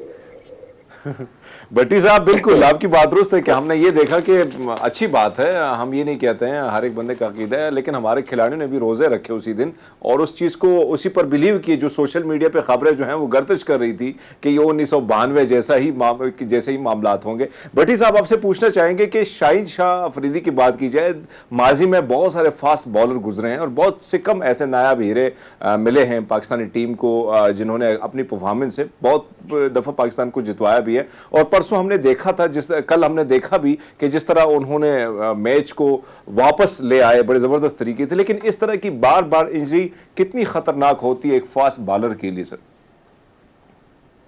देखिए हरमीत साहब, मैं और आप शायद इतने टेक्निकल नहीं है, लेकिन आकिब जावेद जो पाकिस्तान के बहुत बड़े फास्ट बॉलर रहे हैं, 92 वर्ल्ड कप विनिंग टीम के मेंबर हैं और लाहौर कलंदर्स जिनकी तरफ से शाहीन खेलते हैं और जिन्होंने चैंपियन बनवाया लाहौर कलंदर्स को, तो आकिब जावेद ने वर्ल्ड कप से पहले मैंने उनका एक इंटरव्यू सुना था, उन्होंने कहा था कि घुटने की इंजरी में अगर जल्दबाजी की जाएगी तो ये मुश्किल हो सकती है। आप देखें, हम आप आज शाहीन की बात कर रहे हैं, कुछ दिन पहले सेम तरीके से फखर जमान भी टूर्नामेंट से बाहर हो गए। तो मेरा ख्याल में पाकिस्तान का जो मेडिकल कमीशन है पाकिस्तान क्रिकेट बोर्ड का, उस पर सवालात उठते हैं। हम लोग जाहिर है इन मेडिकल के मामलात को इतना बारीक बीनी से नहीं जानते, लेकिन मेरा जाती ख्याल है कि नो डाउट वो शाहीन शाह आफरीदी हमारे एसेट हैं। इस ट्रेंड से हटकर हमें की बहुत ज्यादा जरूरत है, लेकिन मेरे ख्याल में फखर जमान और शाहीन शाह को टूर्नामेंट में वापस लाने के लिए शायद हमने इसलिए जल्दबाजी की कि ये हमें टूर्नामेंट जितवा दे, और तकरीबन वो हमें जीत के करीब ले आए थे। लेकिन जिस तरह वो गिरे हैं, उनका घुटना मुड़ा है, सेम तरीके से अगर आप देखें तो फखर जमान भी फील्डिंग करते हुए, बल्कि बैटिंग करते हुए जब वो गिरे हैं, उनका घुटना पिच से टकराया है, उसके बाद फखर जमान भी टूर्नामेंट से बाहर हो गए। दोनों को घुटने की इंजरीज थी। अब ये कहिएगा कि इंजरीज तो सेम है, लेकिन उस इंजरी के साथ मतलब उस कैच को लेना, और वो he is in the injury at that time, हम ये देख रहे थे जो अभी हम ऑन स्क्रीन दिखा रहे थे। अगर हम उस बॉल की बात करें, इस पर बाबर आजम जो है वो आउट हुए हैं।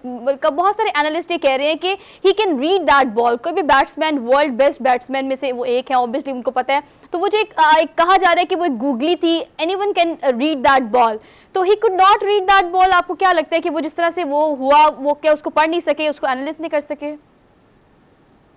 देखिए, इसमें कोई शक नहीं है कि जो आदिल रशीद ने गुगली कराई, बाबर आजम उसको लेग स्पिन खेलने गए और वो कॉट एंड बोल्ड हो गए। लेकिन मेरे ख्याल में बड़े बैट्समैन लाइक बाबर आजम, उनको इन गेंदों को रीड करना चाहिए। लेकिन बॉलर को भी आप क्रेडिट दें कि उसने बैट्समैन को डिसीव किया, उसको लेग स्पिन की तरफ लेकर गए और गुगली करवा के आउट किया। देखें, क्रिकेट में ये होता रहता है। लेकिन इस आप पाकिस्तान टीम की पिछले साल डेढ़ में कारकर्दगी देखें, मैंने आपके शायद एक दो और शोज में भी कहा है, इस पूरी टीम की जो बुनियाद थी बाबर आजम और रिजवान पर खड़ी हुई थी। फिर हमारी बॉलिंग जो थी वो इस टीम को सहारा दे रही थी। बीच में अगर हम देख ले, पैचेस में परफॉर्मेंसेस हमें नजर आ रही है कि कभी इफ्तिखार ने परफॉर्मेंस दे दी, शान मसूद, नो डाउट शान मसूद ने स्कोर किया है, लेकिन जब से उनका कमबैक हुआ है को 16-17 मैचेस हो गए पाकिस्तान के खिलाफ, 7 होम जो T20 इंटरनेशनल थे, न्यूजीलैंड की पूरी T20 ट्रायंगुलर सीरीज और अब वर्ल्ड कप, एक मैच में भी शान मसूद ने मैच विनिंग नॉक नहीं खेला। तो मेरे ख्याल में शान मसूद की परफॉर्मेंस पर सवाल तो उठता है कि जब आप नंबर 3 पर आते हैं, ये वो पोजीशन है जहां से बैट्समैनों को मैच फिनिश करना चाहिए। तो ठीक है, पाकिस्तान अच्छा खेला, फाइनल हार गया, लेकिन मेरे ख्याल में जो खामियां थी जहां से हमने वर्ल्ड कप शुरू किया था, वो खामियां वहीं की वहीं रह गई। अब वो कुदरत का निजाम तो था जिसने हमें फाइनल में पहुंचा दिया। नेदरलैंड का शुक्रिया, नेदरलैंड ने बहुत बड़ा अपसेट किया। लेकिन अब हमें ठंडे दिमाग से बैठकर, जब कल टीम लाहौर पहुंच जाएगी, 2-4 दिन वो अपनी फैमिली के साथ गुजारे, आराम करें। देखें, फिर इंग्लैंड के साथ एक और मार्का होने वाला है। 1 दिसंबर को पिंडी में पाकिस्तान और इंग्लैंड का पहला टेस्ट मैच है। 3 टेस्ट मैच की सीरीज है। इंग्लैंड की टीम हर फॉर्मेट में बहुत जबरदस्त है। अब इंग्लैंड के जो हेड कोच है मैथ्यू मॉड, वो अब से चंद महीने पहले ऑस्ट्रेलिया की विमेंस टीम के हेड कोच थे। उन्होंने ऑस्ट्रेलिया की विमेंस टीम को भी T20 world cup जितवाया।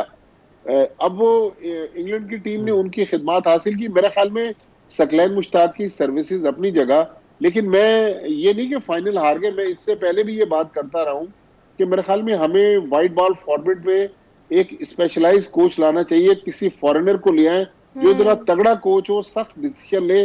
Babar Azam को भी थोड़ा सा सहारा मिलेगा, क्योंकि अभी तक लग रहा है कि बाबर आजम ने बैटिंग में भी सारा बोझ उठाया हुआ और इंतजामी फैसलों में भी बाबर आजम जो है वो पेश है। मेरे ख्याल में सकलैन मुश्ताक को हम टेस्ट मैच में कोच रखे, व्हाइट बॉल फॉर्मेट। अच्छा भट्टी साहब, इस सारी सूरत हाल में कल हमने जो देखा, यानी आप हमेशा हम राय करते हैं कि रिजवान और बाबर अगर कुछ करेंगे तो कुछ ना कुछ बन ही जाता है, लेकिन कल हमने हारिस रऊफ को देखा, हारिस की बात कर रहा हूँ सॉरी, तो वो बड़े उतावले से नजर आए। क्या उनको इंस्ट्रक्शन ऐसी थी कि हालांकि पिछले जितने मैचेस हमने देखे एक अच्छी कारकर्दगी उनकी रही है, लेकिन बड़े वो बैटिंग में बड़े उतावले नजर आए। दूसरी बात, बात वही बात जो हमेशा हम आपसे ही डिस्कशन जब भी सवाल करते हैं, हमारा सवाल यही होता है कि मिडिल ऑर्डर क्यों उसी तरह ही लड़खड़ाता है नजर आता है, इस पर कितना फोकस, क्योंकि हम देख रहे हैं कि उसी तरह फोकस नहीं हो रहा है। जब रिजवान और बाबर चले जाते हैं उसके बाद टिका के खेलना बड़ा मुश्किल हो जाता है पाकिस्तान के लिए।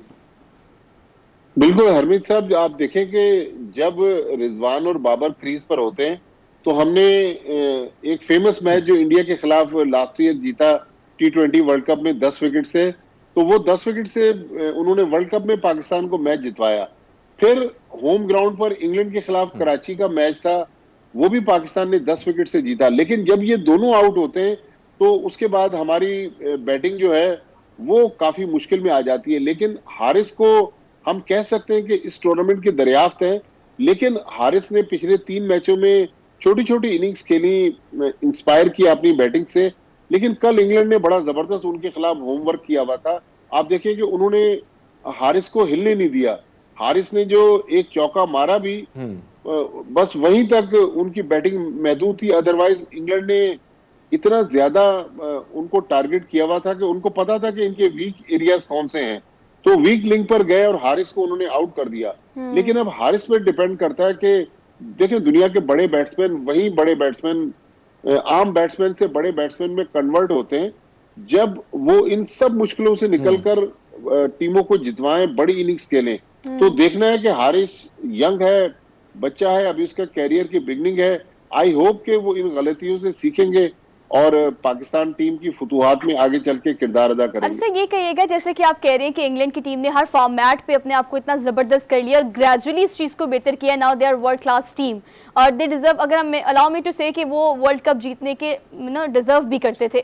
लेकिन अगर आप वापसी की बात करें तो टीम इज कमिंग बैक और आप ये देख रहे हैं कि डोमेस्टिक क्रिकेट को खेलना और कितना ज़्यादा ज़रूरी है उनके लिए। अगर बाबर की बात की जाए, बाकी खिलाड़ियों की बात की जाए कि वो प्रैक्टिस करें, इसमें जाके उनका जो फॉर्म हमने काफ़ी अर्सा देखा 15 मैचेस में 15 T20s में ऑफ रहा, आखिर में चला। लेकिन जैसे कि आप कह रहे हैं कि वो किस्मत भी हो सकती है, लेकिन डोमेस्टिक क्रिकेट खेल के कितना फायदा हो सकता है, कितना जरूरी है ये? देखिए बिल्कुल, इस वक्त हमारा first class tournament Quaid-e-Azam trophy चल रहा है। शायद आज ही उसका 9वां राउंड शुरू होगा, तो 4 दिन का ये मैच है, फिर 2 दिन का गैप है, तो टोटल 6 दिन बाद फिर 10वां राउंड शुरू होना है। यस। तो मेरा ख्याल में बाबर आजम या जितने भी प्लेयर हैं, इवन हारिस, रिजवान, जिनको रेस्ट नहीं चाहिए, वो जाएं जाके फर्स्ट क्लास क्रिकेट खेलें। लेकिन इस वक्त देखें पाकिस्तान में सियासत का बहुत ज्यादा चर्चा है। इमरान खान अभी 2 बजे के बाद फिर आप देखें न्यूज चैनल सारे सियासत पे निकल जाएंगे, फिर हम स्पोर्ट्स वालों को कोई लिफ्ट नहीं कराएगा। लेकिन जब इमरान खान प्राइम मिनिस्टर बने और 2019 में हमारा डोमेस्टिक सर्किट सिस्टम चेंज हुआ, अनफॉर्चुनेटली हमने सिस्टम तो तब्दील कर दिया, लेकिन उसके अभी हमें समरात मिल नहीं रहे। आप देखें कि हमने बात की कि हमारा जो नया निजाम है जिसमें 6 टीमें फर्स्ट क्लास क्रिकेट खेलती हैं, तो इमरान खान साहब कहते थे कि ये ऑस्ट्रेलिया का सिस्टम है, हमें ऑस्ट्रेलियन अंदाज में पाकिस्तान सिस्टम को लाना है। तो मुझे लग रहा है कि वो कहते हैं ना कि कौवा चला हंस की चाल, तो हमारा जो अपना निजाम था जिससे हमें इतने बड़े बड़े प्लेयर मिल रहे थे, अब अनफॉर्चुनेटली हमने डिपार्टमेंटल क्रिकेट बंद कर दी, हमने बहुत सारे प्लेयर्स को बेरोजगार कर दिया। लेकिन वो ऑस्ट्रेलियन निजाम हमने मेरा ख्याल में कोशिश जरूर की, लेकिन वो निजाम अभी तक पाकिस्तान में चल नहीं सका। तो मेरा ख्याल है कहीं ना कहीं हमारे सिस्टम में फ्लॉज है। कल मैं मिसबाउल हक को भी एक टीवी चैनल पे सुन रहा था, उन्होंने कहा कि ये क्रिकेटर्स को क्रेडिट जाता है कि इतनी खराबियों के बावजूद, इतने खराब सिस्टम के बावजूद, सहूलतों के फुकदान के बावजूद हम लोग आज T20 वर्ल्ड कप का फाइनल खेल रहे हैं। तो मेरे ख्याल में रमीज राजा पाकिस्तान क्रिकेट में इस वक्त करता धरता है, खुद भी फॉर्मर पाकिस्तान कैप्टन रहे हैं। उनको चाहिए कि हमारे सिस्टम में जो जो खराबियां हैं उन खराबियों को दूर होना चाहिए। कहने से हम ऑस्ट्रेलियन नहीं बन जाते, हमें ऑस्ट्रेलियन बनने के लिए ग्राउंड में परफॉर्म करना पड़ता है। तो मेरे ख्याल में हमारा जो फर्स्ट क्लास सिस्टम है उसमें बेहतरी की बहुत ज्यादा गुंजाइश है, उस तरफ हमें तवज्जो देने की जरूरत है। जी हरमीत। अच्छा भट्टी साहब, आपने जो जिक्र किया, क्योंकि हम आपकी बात दुरुस्त है कि किसी टीम से लड़ने से पहले, ग्राउंड में उतरने से पहले पहले जांचना चाहिए। और जिस तरह इंग्लैंड ने किया, पूरी चीज को देखा कि पाकिस्तान के बैट्समैन की कमजोरी कहाँ है, बॉलर की क्या कमजोरी से फायदा उठाया जा सकता है। अब आपने जिस तरह जिक्र किया कि आने वाला टेस्ट है, तो किस किस्म की तैयारी आप समझते हैं कि होनी चाहिए, ताकि होम ग्राउंड पर इस पहले भी हमें जिस तरह इंग्लैंड के हाथों शिकस्त का सामना भी हुआ, कल भी हुआ, अब आने वाला टेस्ट जो मैचेस जो होने जा रहे हैं रावलपिंडी में, तो किस किस्म की तैयारी होनी चाहिए, पाकिस्तानी टीम को किन किन चीजों पर फोकस होना चाहिए सर? देखिए हरमीत साहब, जो सबसे अफसोसनाक चीज है, जो अभी मैंने थोड़ी देर पहले ही कंफर्म की है कि शाहीन शाह अफरीदी इस टेस्ट सीरीज के लिए अवेलेबल नहीं है। उनकी इंजरी जो है, मुझे लग रहा है, अल्लाह करे कि मैं ये गलत कह रहा हूँ, उनकी इंजरी जो है काफी सीरियस है और वो दोबारा उनको ट्रीटमेंट की तरफ और रीहैब की तरफ जाना होगा। लेकिन हम होम ग्राउंड पर खेल रहे हैं, हमने पिंडी से टेस्ट मैच स्टार्ट करना है, जहां आपको पता है कि मौसम भी ठंडा है। तो मेरे ख्याल में हमें अपने जो स्ट्रॉन्ग पॉइंट्स हैं उनकी तरफ जाना होगा। मुझे लग रहा है कि पाकिस्तान की बैटिंग के बाद अगर पाकिस्तान को कोई इंग्लैंड के खिलाफ टेस्ट सीरीज जितवा सकता है तो हमारे स्पिनर्स हैं। यासिर शाह टेस्ट मैच खेलते, नोमान अली टेस्ट मैच खेलते। देखें, बहुत सारे बॉलर्स जो अब हमें T20 फॉर्मेट में नजर आए वो टेस्ट मैच में नजर नहीं आएंगे। लेकिन जो मेन चीज है, जहां हम इंग्लैंड को पकड़ेंगे, और जो इंटरेस्टिंग चीज है और हमारे मुल्क के लिए एक अच्छी चीज है कि इंग्लैंड से बहुत बड़ी तादाद में जो 12वीं आर्मी के उनके जो तमाशाई हैं, जो 12वीं आर्मी के नाम से फेमस है दुनिया भर में, वो भी पाकिस्तान आ रहे हैं। मुझे याद है मुल्तान में जो टेस्ट मैच होना है 2nd वीक ऑफ दिसंबर, तो मुल्तान में होटल्स अवेलेबल नहीं है। जो ट्रेवल एजेंट्स हैं उन्होंने, ये हमारी जो टूरिज्म इंडस्ट्री है उसको भी फायदा हो रहा है, हमारी ट्रांसपोर्ट इंडस्ट्री। तो फॉरेनर्स का आना एज सच हमारा एक अच्छा मैसेज दुनिया को जा रहा है। लेकिन हमें क्रिकेट में जो सबसे ज्यादा फोकस करना है वो पिचेस पर फोकस करना है। अगर हम अच्छी पिचेस बना दें जो हमारी टीम को सूट करें, ठीक है, हमारा जो स्ट्रॉन्ग पॉइंट है हमारे स्पिनर्स हैं, हमें ऐसी पिचेस बनानी चाहिए जिसपे हम इंग्लैंड को शिकस्त दें। तो मेरे ख्याल में इस गिरी हुई टीम को उठाने के लिए और इंग्लैंड से इस फाइनल का बदला लेने के लिए हमें अच्छी पिचेस बनानी होगी जिसपे हम इंग्लैंड के खिलाफ टेस्ट मैचेस जीत सकें। ठीक है अब्दुल माजिद भट्टी साहब, सो much for your kind reviews. और हमें अभी इस वक्त ज़रूरत है अपनी पिचेस पर बहुत ज़्यादा काम करने की, ताकि ये बदला तो नहीं कहेंगे लेकिन जीत को है वो दोबारा अपने नाम किया जा सके। हमने एक छोटी सी क्विक ब्रेक लेनी है, वापस आते हैं। Keep watching good morning public.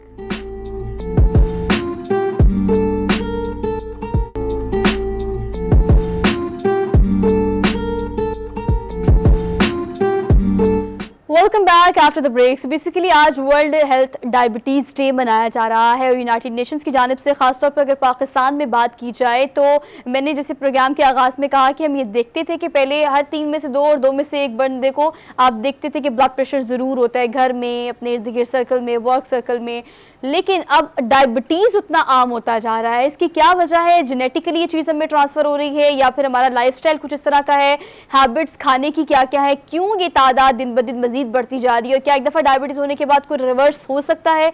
कोई प्रिकॉशंस जो है वो हमें इस बीमारी से बचा सकती हैं? इस पर डिटेल में बात करते हैं। Doctor Daniyal Javed diabetes expert है, हमारे साथ मौजूद हैं। सर आपने वक्त दिया, थैंक यू सो मच। कहिएगा डॉक्टर दानियाल कि इस सारे सिनेरियो में अगर हम पाकिस्तान में रेशो देखें तो वो बहुत ज़्यादा हो रही है। पहले सिर्फ ज़्यादा उम्र के लोगों को हम देखते थे कि डायबिटीज़ होता था, लेकिन अब यंगस्टर्स में भी ये चीज़ ज़्यादा पाई जा रही है। बेसिक कॉज, रूट कॉज क्या लगता है आपको इसका?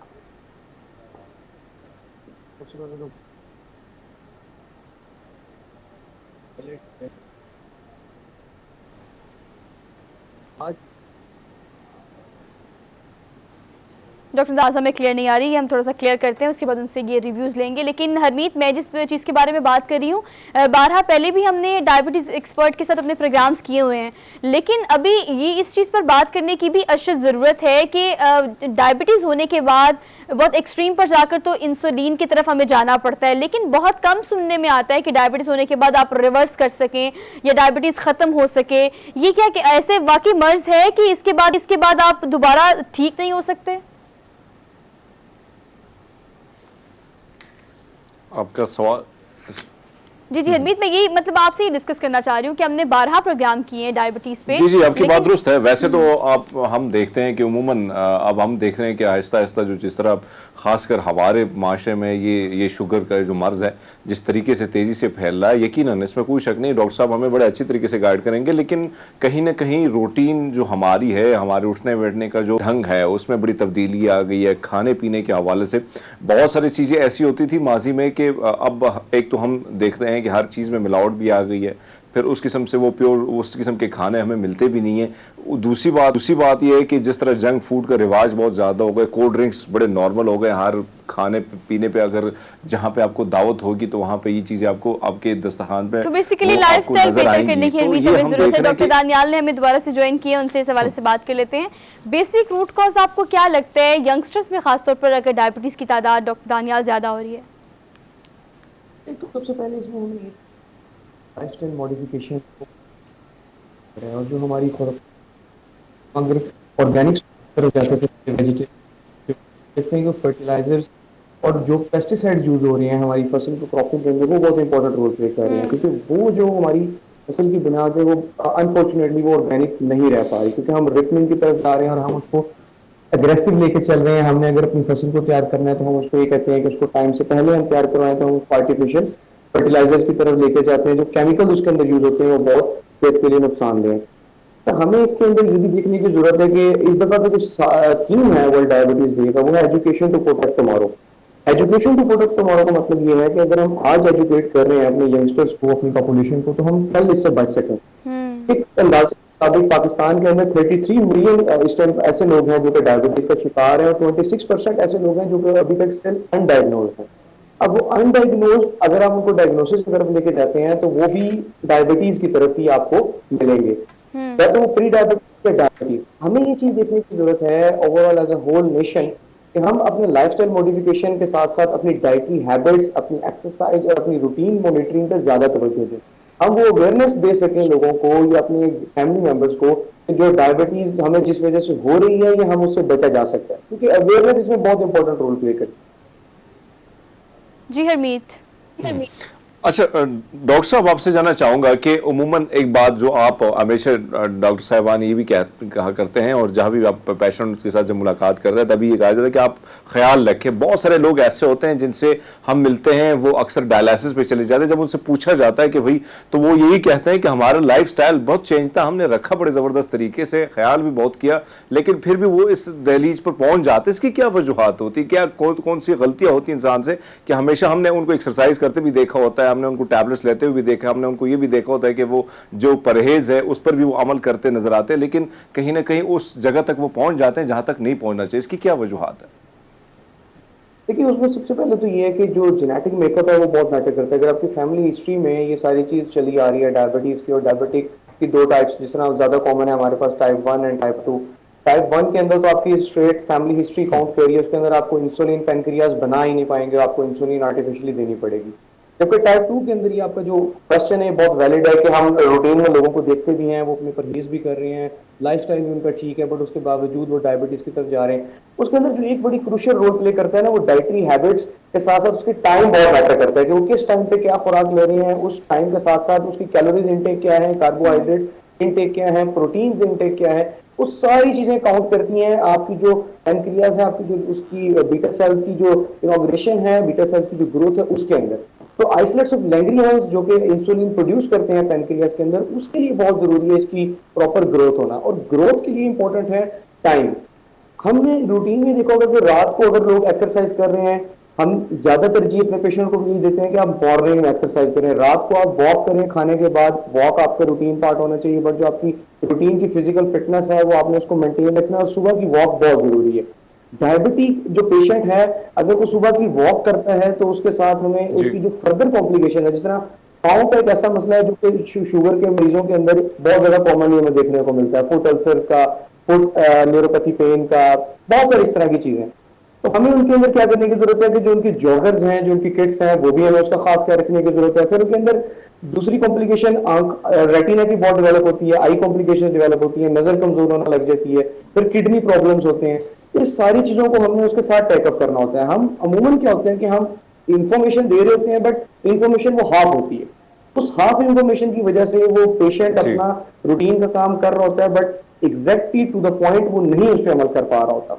तो इसी अच्छा। चीज को हम उजागर कर रहे हैं इस डायबिटीज डे के साथ कि एजुकेशन टू प्रोटेक्ट टुमारो, अगर हम आज एजुकेट कर रहे हैं तो कल हम प्रोटेक्ट कर रहे हैं, और एजुकेशन भी कॉम्प्रिहेंसिव एजुकेशन। अच्छा डॉक्टर दानियल, ये कहिएगा कि अमित ने ये पॉइंट तो उठा दिया कि हम लोगों को देखते हैं कि उनकी एक्सरसाइज की अगर बात की जाए, लाइफस्टाइल की बात की जाए, रूटीन की बात की जाए, फूड की बात की जाए, तो हर चीज़ का बड़ा ख्याल रखा जाता है। जेनेटिकली भी ये चीज़ बहुत ज़्यादा ट्रांसफ़र होती है जीन्स में, अगर आपके फोर फादर्स में है, आपके अम्मा अब्बा में है, तो ये अंडरस्टूड हो जाता है।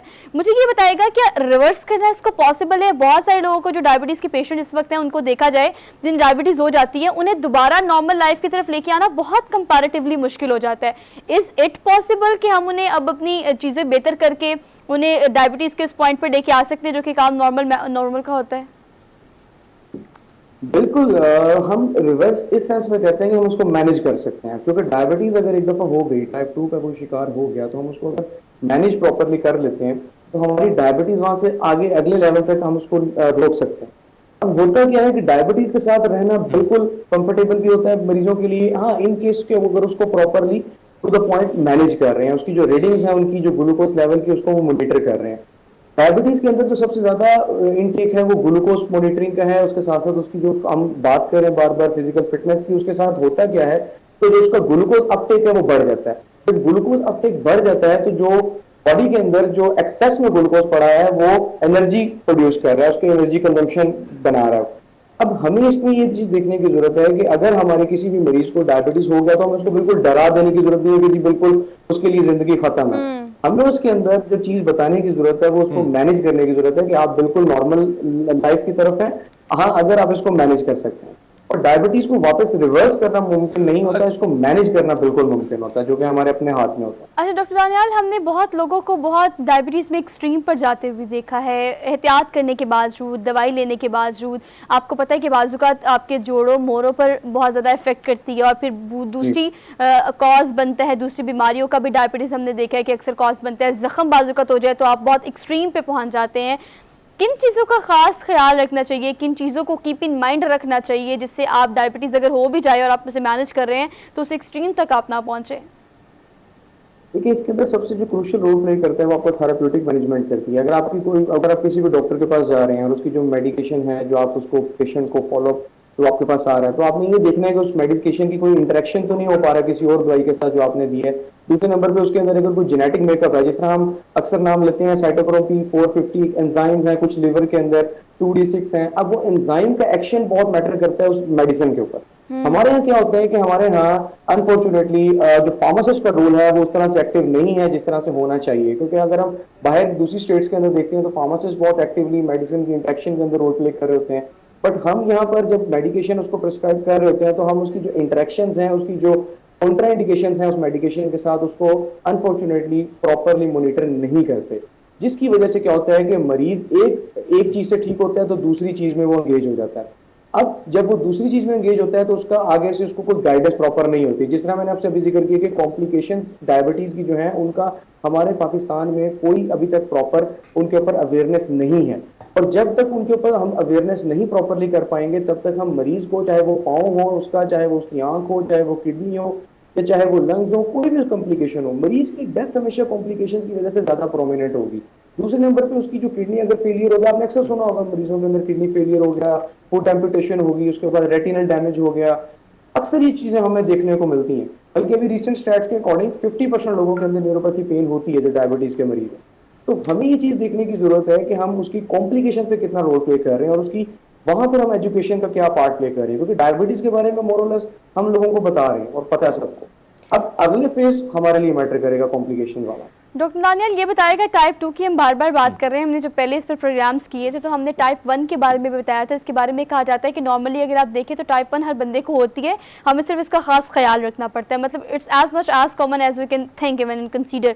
तो ये बताएगा कि टाइप 1 क्या चीज़ है, टाइप 2 क्या चीज़ है, और किस तरह से मतलब लोग इसको किस तरह से देखें? देखिए, टाइप 1 जो डायबिटीज की टाइप है जिसके अंदर इंसुलिन प्रोड्यूस नहीं होती, बिल्कुल नहीं होती। अब इंसुलिन अगर प्रोड्यूस नहीं हो रही तो हमें बाहर से आर्टिफिशियली, जिस तरह हमारे पास अक्सर चलती है regular insulin, long acting insulin, short acting insulin, हम उसको मरीज को देते हैं ताकि वो अपना इंसुलिन की जो मिकदार है बॉडी के अंदर वो पूरी कर सके और ग्लूकोज की जो एक्सेस है उसको हम काउंटर पार्ट कर सकें। जबकि जो टाइप 2 डायबिटीज है उसके अंदर इंसुलिन प्रोड्यूस हो रही है बट उसका लेवल और एक्सटेंट कम है, जिसकी वजह से हमें साथ उसको सपोर्टिव इंसुलिन देनी पड़ती है या स्क्रीटागॉग्स ओरल थेरेपी देनी पड़ती है, जिसके साथ साथ हम इंसुलिन की प्रोडक्शन को करवा के तो जो ग्लूकोज का रीबैलेंस है उसको हम एक्यूरेट कर सकते हैं। तो ये बेसिकली इन दोनों में फर्क। और टाइप 1 जो चीज है वो फैमिली हिस्ट्री पे बहुत मैटर करती है, आपके जो पेरेंट्स ऑफस्प्रिंग उससे आपको ट्रांसफर होती है, जेनेटिक मेकअप इसमें बहुत एक्टिव रोल प्ले करता है। और जो टाइप 2 है डायबिटीज उसके अंदर क्या होता है कि आपकी जो रेगुलरिटीज हैं, आपकी जो मॉनिटरिंग है, आपकी जो कंट्रोलिंग है वो बहुत क्रूशियल रोल प्ले करती है। आइदर आपकी अगर फैमिली हिस्ट्री में है भी सही, बट अगर आप टाइप 2 को प्रॉपर मैनेज करके चलते हैं स्टार्टिंग ऑफ द लाइफ तो उसके चांसेस जरा कम होते हैं। जी हरमीत। अच्छा डॉक्टर साहब, आपने बड़ों का जिक्र किया, जवानों का किया, लेकिन एक चीज़ जो हम देखते हैं कि वो भी बड़ी ज़्यादा है और ख़ासकर बच्चों में शुगर होना, इसकी एक तो वजूहात बताएं। क्या आगे जाके इन बच्चों का ट्रीटमेंट हो सकता है या सारी उम्र इनको यही जो है शुगर का जो ये मर्ज़ है ये इसी में मुब्तला होंगे सर? नहीं, बिल्कुल उनका ट्रीटमेंट है। टाइप 1 के अंदर अगर हम बात करते हैं तो उसका इंसुलिन के साथ ही ट्रीटमेंट मुमकिन है। आप उनको इंसुलिन मॉनिटरिंग है। अब एक जो लेटेस्ट अडेप्टेशन हुई है पूरे मुल्क के अंदर, जो कि हम रेगुलरिटीज के ऊपर जा रहे हैं, आर्टिफिशियल हम ऑपरेट्स के ऊपर जा रहे हैं, हम उसकी जो पैनक्रियाज है उसको रिस्ट्रेंथनिंग की तरफ जा रहे हैं, बीटा सेल्स को हम रिस्ट्रेंथनिंग कर सकते हैं। आर्टिफिशियल हमारे पास मॉडल इस तरह के कुछ डेवलप हुए हैं जो कि अभी पाकिस्तान में तो अवेलेबल नहीं है, बट अभी हम वो उस तरफ जा रहे हैं टाइप 1 की तरफ से। जबकि टाइप 2 के अंदर हम फोकस जो सिर्फ और सिर्फ कर रहे हैं वो मैनेजमेंट के ऊपर ही अभी फिलहाल कर सकते हैं, क्योंकि हमारे पास पाकिस्तान के अंदर जो रिसर्च है उसका भी हमें जिस तरह से अंदाजा है कि उसको जब हमें रोल आउट करना होता है उसमें भी हमें थोड़ा सा टाइम टेकिंग प्रोसीजर होता है। तो हमें अपने मरीज को तो अभी और आज से ही ठीक करना है। हम किसी के इंतजार में तो अपने मरीज को डिस्टर्ब नहीं होने दे सकते, ना करने दे सकते हैं। तो टाइप 2 और टाइप 1 का इलाज बिल्कुल मुमकिन है, डिपेंडिंग अपॉन योर माइंडसेट। इसमें माइंडसेट बहुत क्रूशियल होता है। Alright doctor Daniyal, thank you. Mindset से मुराद ये विल है। अगर आप डायबिटीज़ के पेशेंट हैं और अगर घर में मौजूद अम्मा अब्बा या बड़ों में से कोई देखते हैं कि इसमें ये चीज़ डायग्नोस हो गई है, तो आपको इस चीज़ का ख़ास ख्याल रखना पड़ेगा कि विल, एक्सरसाइज और इसके अलावा बहुत सारी ऐसी चीज़ें जिससे आप इसको कंट्रोल कर सकते हैं, मैनेज कर सकते हैं, जो कि आपकी ज़िंदगी की ज़मानत और उसके लिए ज़रूरी भी है। हमने एक क्विक ब्रेक लेनी है, वापस आते हैं। आप देखते रहिएगा ये प्रोग्राम जिससे हम कहते हैं गुड मॉर्निंग पब्लिक।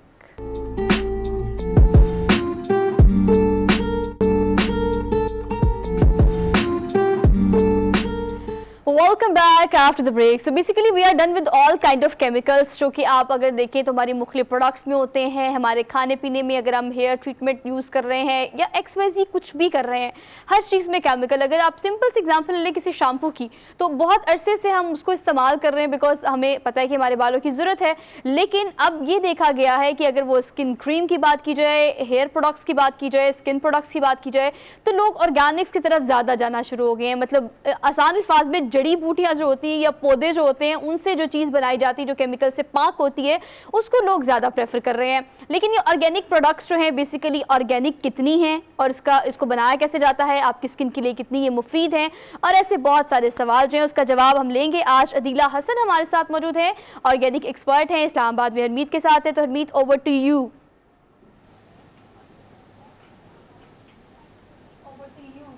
हाँ सोहा, बिल्कुल आपकी बात दुरुस्त है कि बहुत सारी चीज़ें मार्केट में देखते हैं और बहुत सारी चीज़ें नुकसानदेह हैं।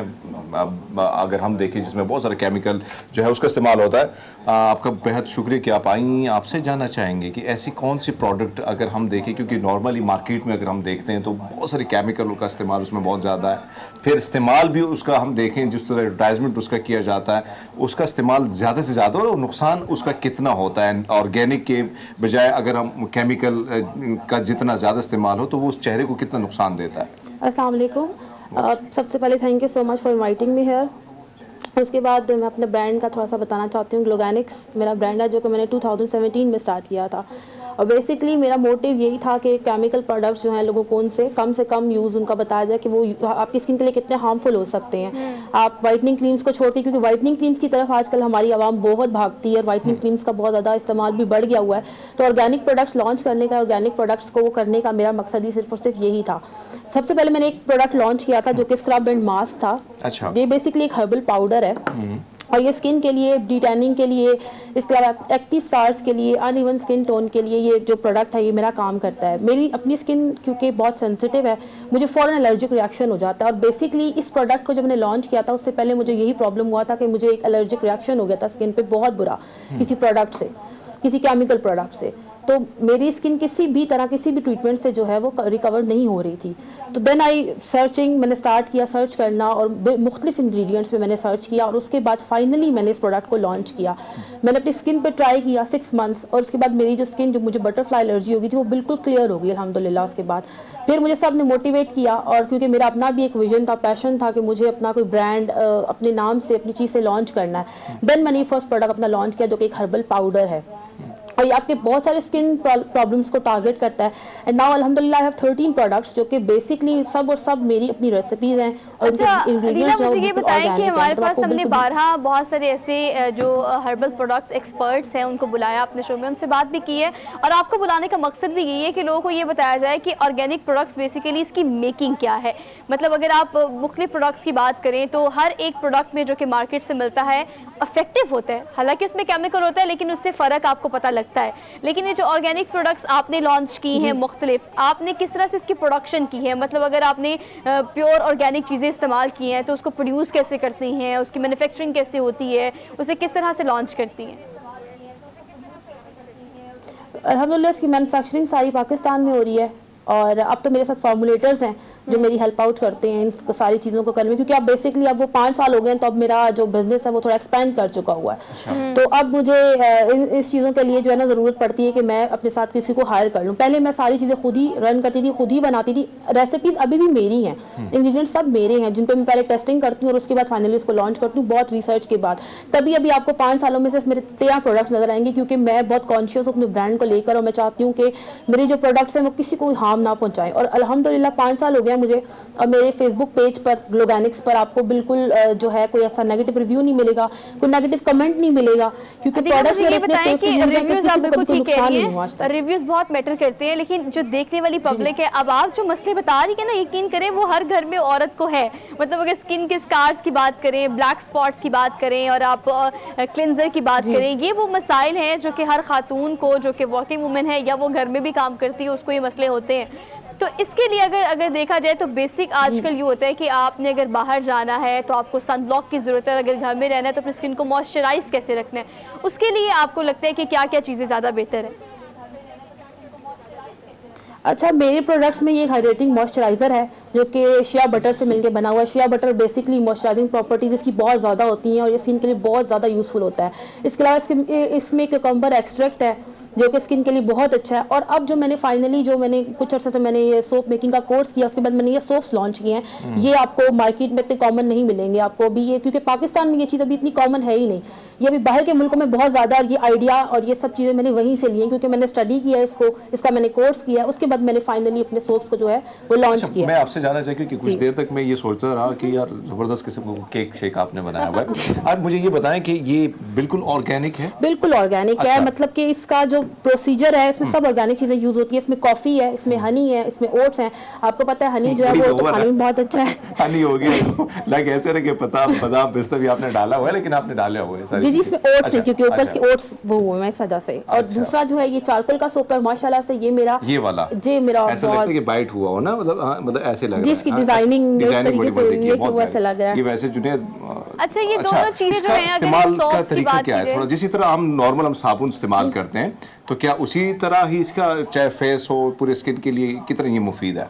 ये उसी तरह ही नॉर्मल से सोप यूज़ करते हैं, लेकिन इसका ये है कि आपको ना इसको रखने का तरीका थोड़ा सा डिफरेंट है क्योंकि बाकी जो केमिकल सोप जो हैं वो आप लेते हैं तो वो आप उसको आम जगह पे भी रख देते हैं, लेकिन इसको रखने के लिए आपने इसको मॉइस्चराइजिंग जहाँ पर पानी कम से कम पड़ रहा हो वहाँ पे आपको रखना होता है क्योंकि इसमें केमिकल सोप बेस नहीं है। एक तो ये वजह है और दूसरा इसका बनने का जो प्रोसीजर है इसको 4 वीक्स जो है रखना पड़ता है हमें। अच्छा। जब इसका pH लेवल जो है वो स्किन के मुताबिक हो जाता है तो फिर हम इसको लोगों के पास भेजते हैं। अच्छा। और कस्टमर्स भी यही समझते रहे कुछ अर्से कि ये शायद खाने वाली चीज़ है और इसको हमने खाना है, लेकिन ये क्योंकि मुझे प्रेजेंट करना भी चीज़ों को बहुत पसंद है तो मैंने इसलिए इसको इस तरीके से मेरे जो है पास चाय बनाया। भी पड़ी थी, मैं भी यही सोच रहा था। सोहा क्या सवाल करना चाहेंगे?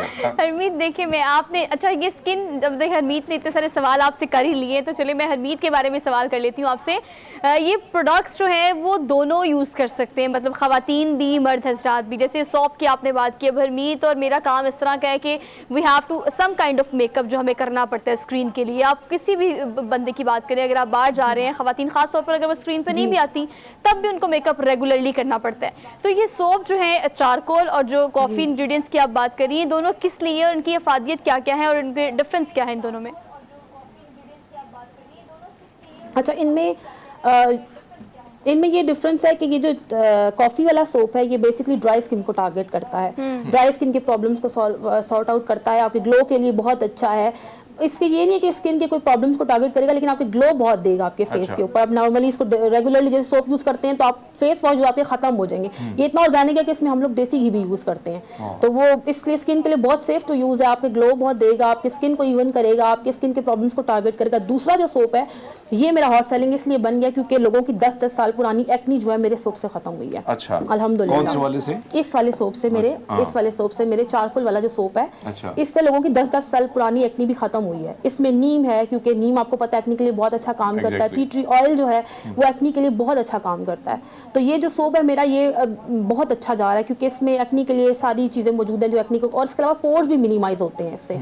एक्नी जिन लोगों की किसी भी चीज से ठीक ना हो रही हो वो इस सोप से जो है वो खत्म हो जाती है अच्छा अल्हम्दुलिल्लाह। अदिला, अब आगे अच्छा, क्या यहाँ पे एक समझती और हैं? चीज भी हमें नजर आती है थोड़ा सा, ये इसके बारे में। अच्छा, लिप्स और चीक्स और थोड़ा सा ये बताइए लिप एंड क्योंकि चीक टिंट है। हाँ, अच्छा, ये लिप एंड चीक टिंट है। जैसे अब टिंट आजकल बहुत कॉमन हो गए हैं, आपने देखा होगा लड़कियां मेकअप में बहुत ज्यादा पसंद करती हैं, तो टिंट इसके लिए मुझे जो है ना मैंने लॉन्च किया था। ये बेटरूट एक्सट्रैक्ट से बना हुआ। लड़कियों पे अप्लाई करने हैं? हाँ, नहीं, के लिए कुछ बनाओ ना। नहीं, अच्छा, ये मेल भी यूज कर सकता है। सोप तो हमारे मेल कस्टमर्स भी यूज करें। शैम्पू भी है हमारा, शैम्पू जो है हेयर फॉल के लिए बहुत अच्छा है। हेयर ऑयल है जो हमारे मेल कस्टमर्स भी यूज कर रहे हैं।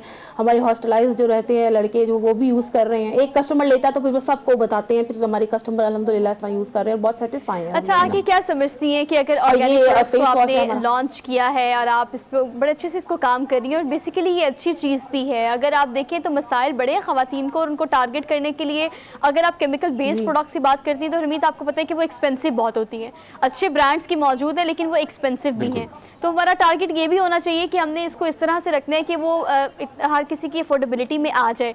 अब 13 प्रोडक्ट्स तो हैं, उसके अलावा आप क्या समझती हैं कि जो मार्केट में इन डिमांड है, अब क्या मजीद लॉन्च कर रही हैं, कौन सी चीज़ें टेस्ट ट्रांसमिशन में है, and what you want to do more? अच्छा, मेरे कस्टमर्स जो हैं वो बेसिकली चाहते हैं कि सब चीज़ें हमें इसी ब्रांड के ऊपर मिल जाएं क्योंकि मेरे रेगुलर कस्टमर मेरे साथ हैं। सन ब्लॉक के ऊपर मैं काम कर रही हूँ। सन ब्लॉक मैं चाहती हूँ कि मेरा हो और मैं उसके ऊपर टेस्टिंग कर रही हूँ आजकल, और मैं चाहती हूँ जल्द से जल्द वो फाइनल हो जाए और फिर मैं लॉन्च करूँ।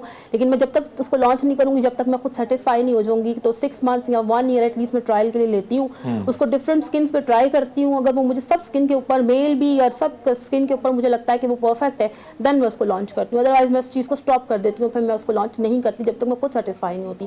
और सबसे पहले तो टेस्टिंग मैं अपनी स्किन के ऊपर करती हूँ। अच्छा, एक और चीज़ हम देख रहे हैं कि मौसम ड्राई है, ज़ाहिर बात है आज तो बारिश हुई है इस्लामाबाद, लेकिन लाहौर की अगर बात करें, दीगर इलाकों की बात करें, खुश्क मौसम में कहीं स्किन जो है उसको ज़रूरत होती है लोशन वगैरह की। तो ऐसी कोई क्रीम जो आप रात को भी यूज़ करें, दिन को भी करें, कितना फ़ायदेमंद वो साबित हो सकता है? इस तरह भी कोई बनाया आपने कोई प्रोडक्ट? नहीं, क्रीम इसलिए नहीं की क्योंकि ऑर्गेनिक में है। ऑर्गेनिक में अगर क्रीम लॉन्च करूंगी तो क्रीम में डेफिनेटली केमिकल्स यूज होंगे उसको लॉन्ग टर्म रखने के लिए, उसकी शेल्फ लाइफ को एक्सपेंड करने के लिए। तो क्रीम्स मेरे ब्रांड में अभी नहीं है। इन फ्यूचर अगर ऑर्गेनिक और साइंस का मिक्सचर करके मैं कुछ बना सकी, जैसे और साइंस और ऑर्गेनिक का मिक्सचर मेरा ये फेस वॉश है जिसमें अल्फा-रुबिटन है, ग्लाइकोलिक एसिड है और ये सारी चीज़ें हैं। तो इसी तरह जो है क्रीम मैंने अभी तक लॉन्च नहीं की। सोप्स हैं, सीरम है जो कि हम कस्टमर्स को रिकमेंड करती हूँ मैं। हाइलुरोनिक एसिड एंड नाइसिनामाइड का सीरम है जो कि मैं रिकमेंड करती हूँ कस्टमर्स को। वो जब 25 प्लस हो जाती हैं लड़कियाँ तो उनको ज़रूरत होती है, एजिंग साइंस जाहिर होना शुरू हो जाता है। ये भी जेंट्स भी यूज़ कर सकते हैं, ये नहीं है कि खाली फीमेल के लिए वो। अच्छा जी, thank you so much Adeela for being here in Islamabad. और हरमीत बार बार अदीला आपको बता रही है कि कुछ ऐसी प्रोडक्ट्स भी हैं जो आप भी यूज़ कर सकते हैं। तो फिर ये बेसिकली शाउट आउट था दोनों के लिए, मतलब दोनों मर्द हज़रात और ख़वातीन जो वर्किंग वुमेन हैं, वर्किंग मेंस हैं, वो इसको यूज़ कर सकते हैं। दिला, thank you so much for being there. बाद और बड़ी अच्छी डिस्कशन आपसे रही इस हवाले से कि टेक्नोलॉजी हो, कोई केमिकल बेस्ड प्रोडक्ट्स हो या ऑर्गेनिक्स हो, बेसिकली ये जो टेक्नोलॉजी के साथ साथ रोज़ाना चीज़ें अपग्रेड हो रही हैं, ये आपके लिए हो रही हैं, तो आपको ट्राई करना चाहिए, आपको अपनी स्किन का ख्याल रखना चाहिए, आपको अपना ख्याल रखना चाहिए। So we are done with the show for today. इंशाल्लाह आपसे मुलाकात होगी कल। मंडे को बहुत एंजॉय करें, अच्छे से अपने दिन का आगाज़ करें और पूरे वीक का भी। हमें दीजिए इजाज़त, कल आपसे मिलेंगे। अल्लाह हाफ़िज़।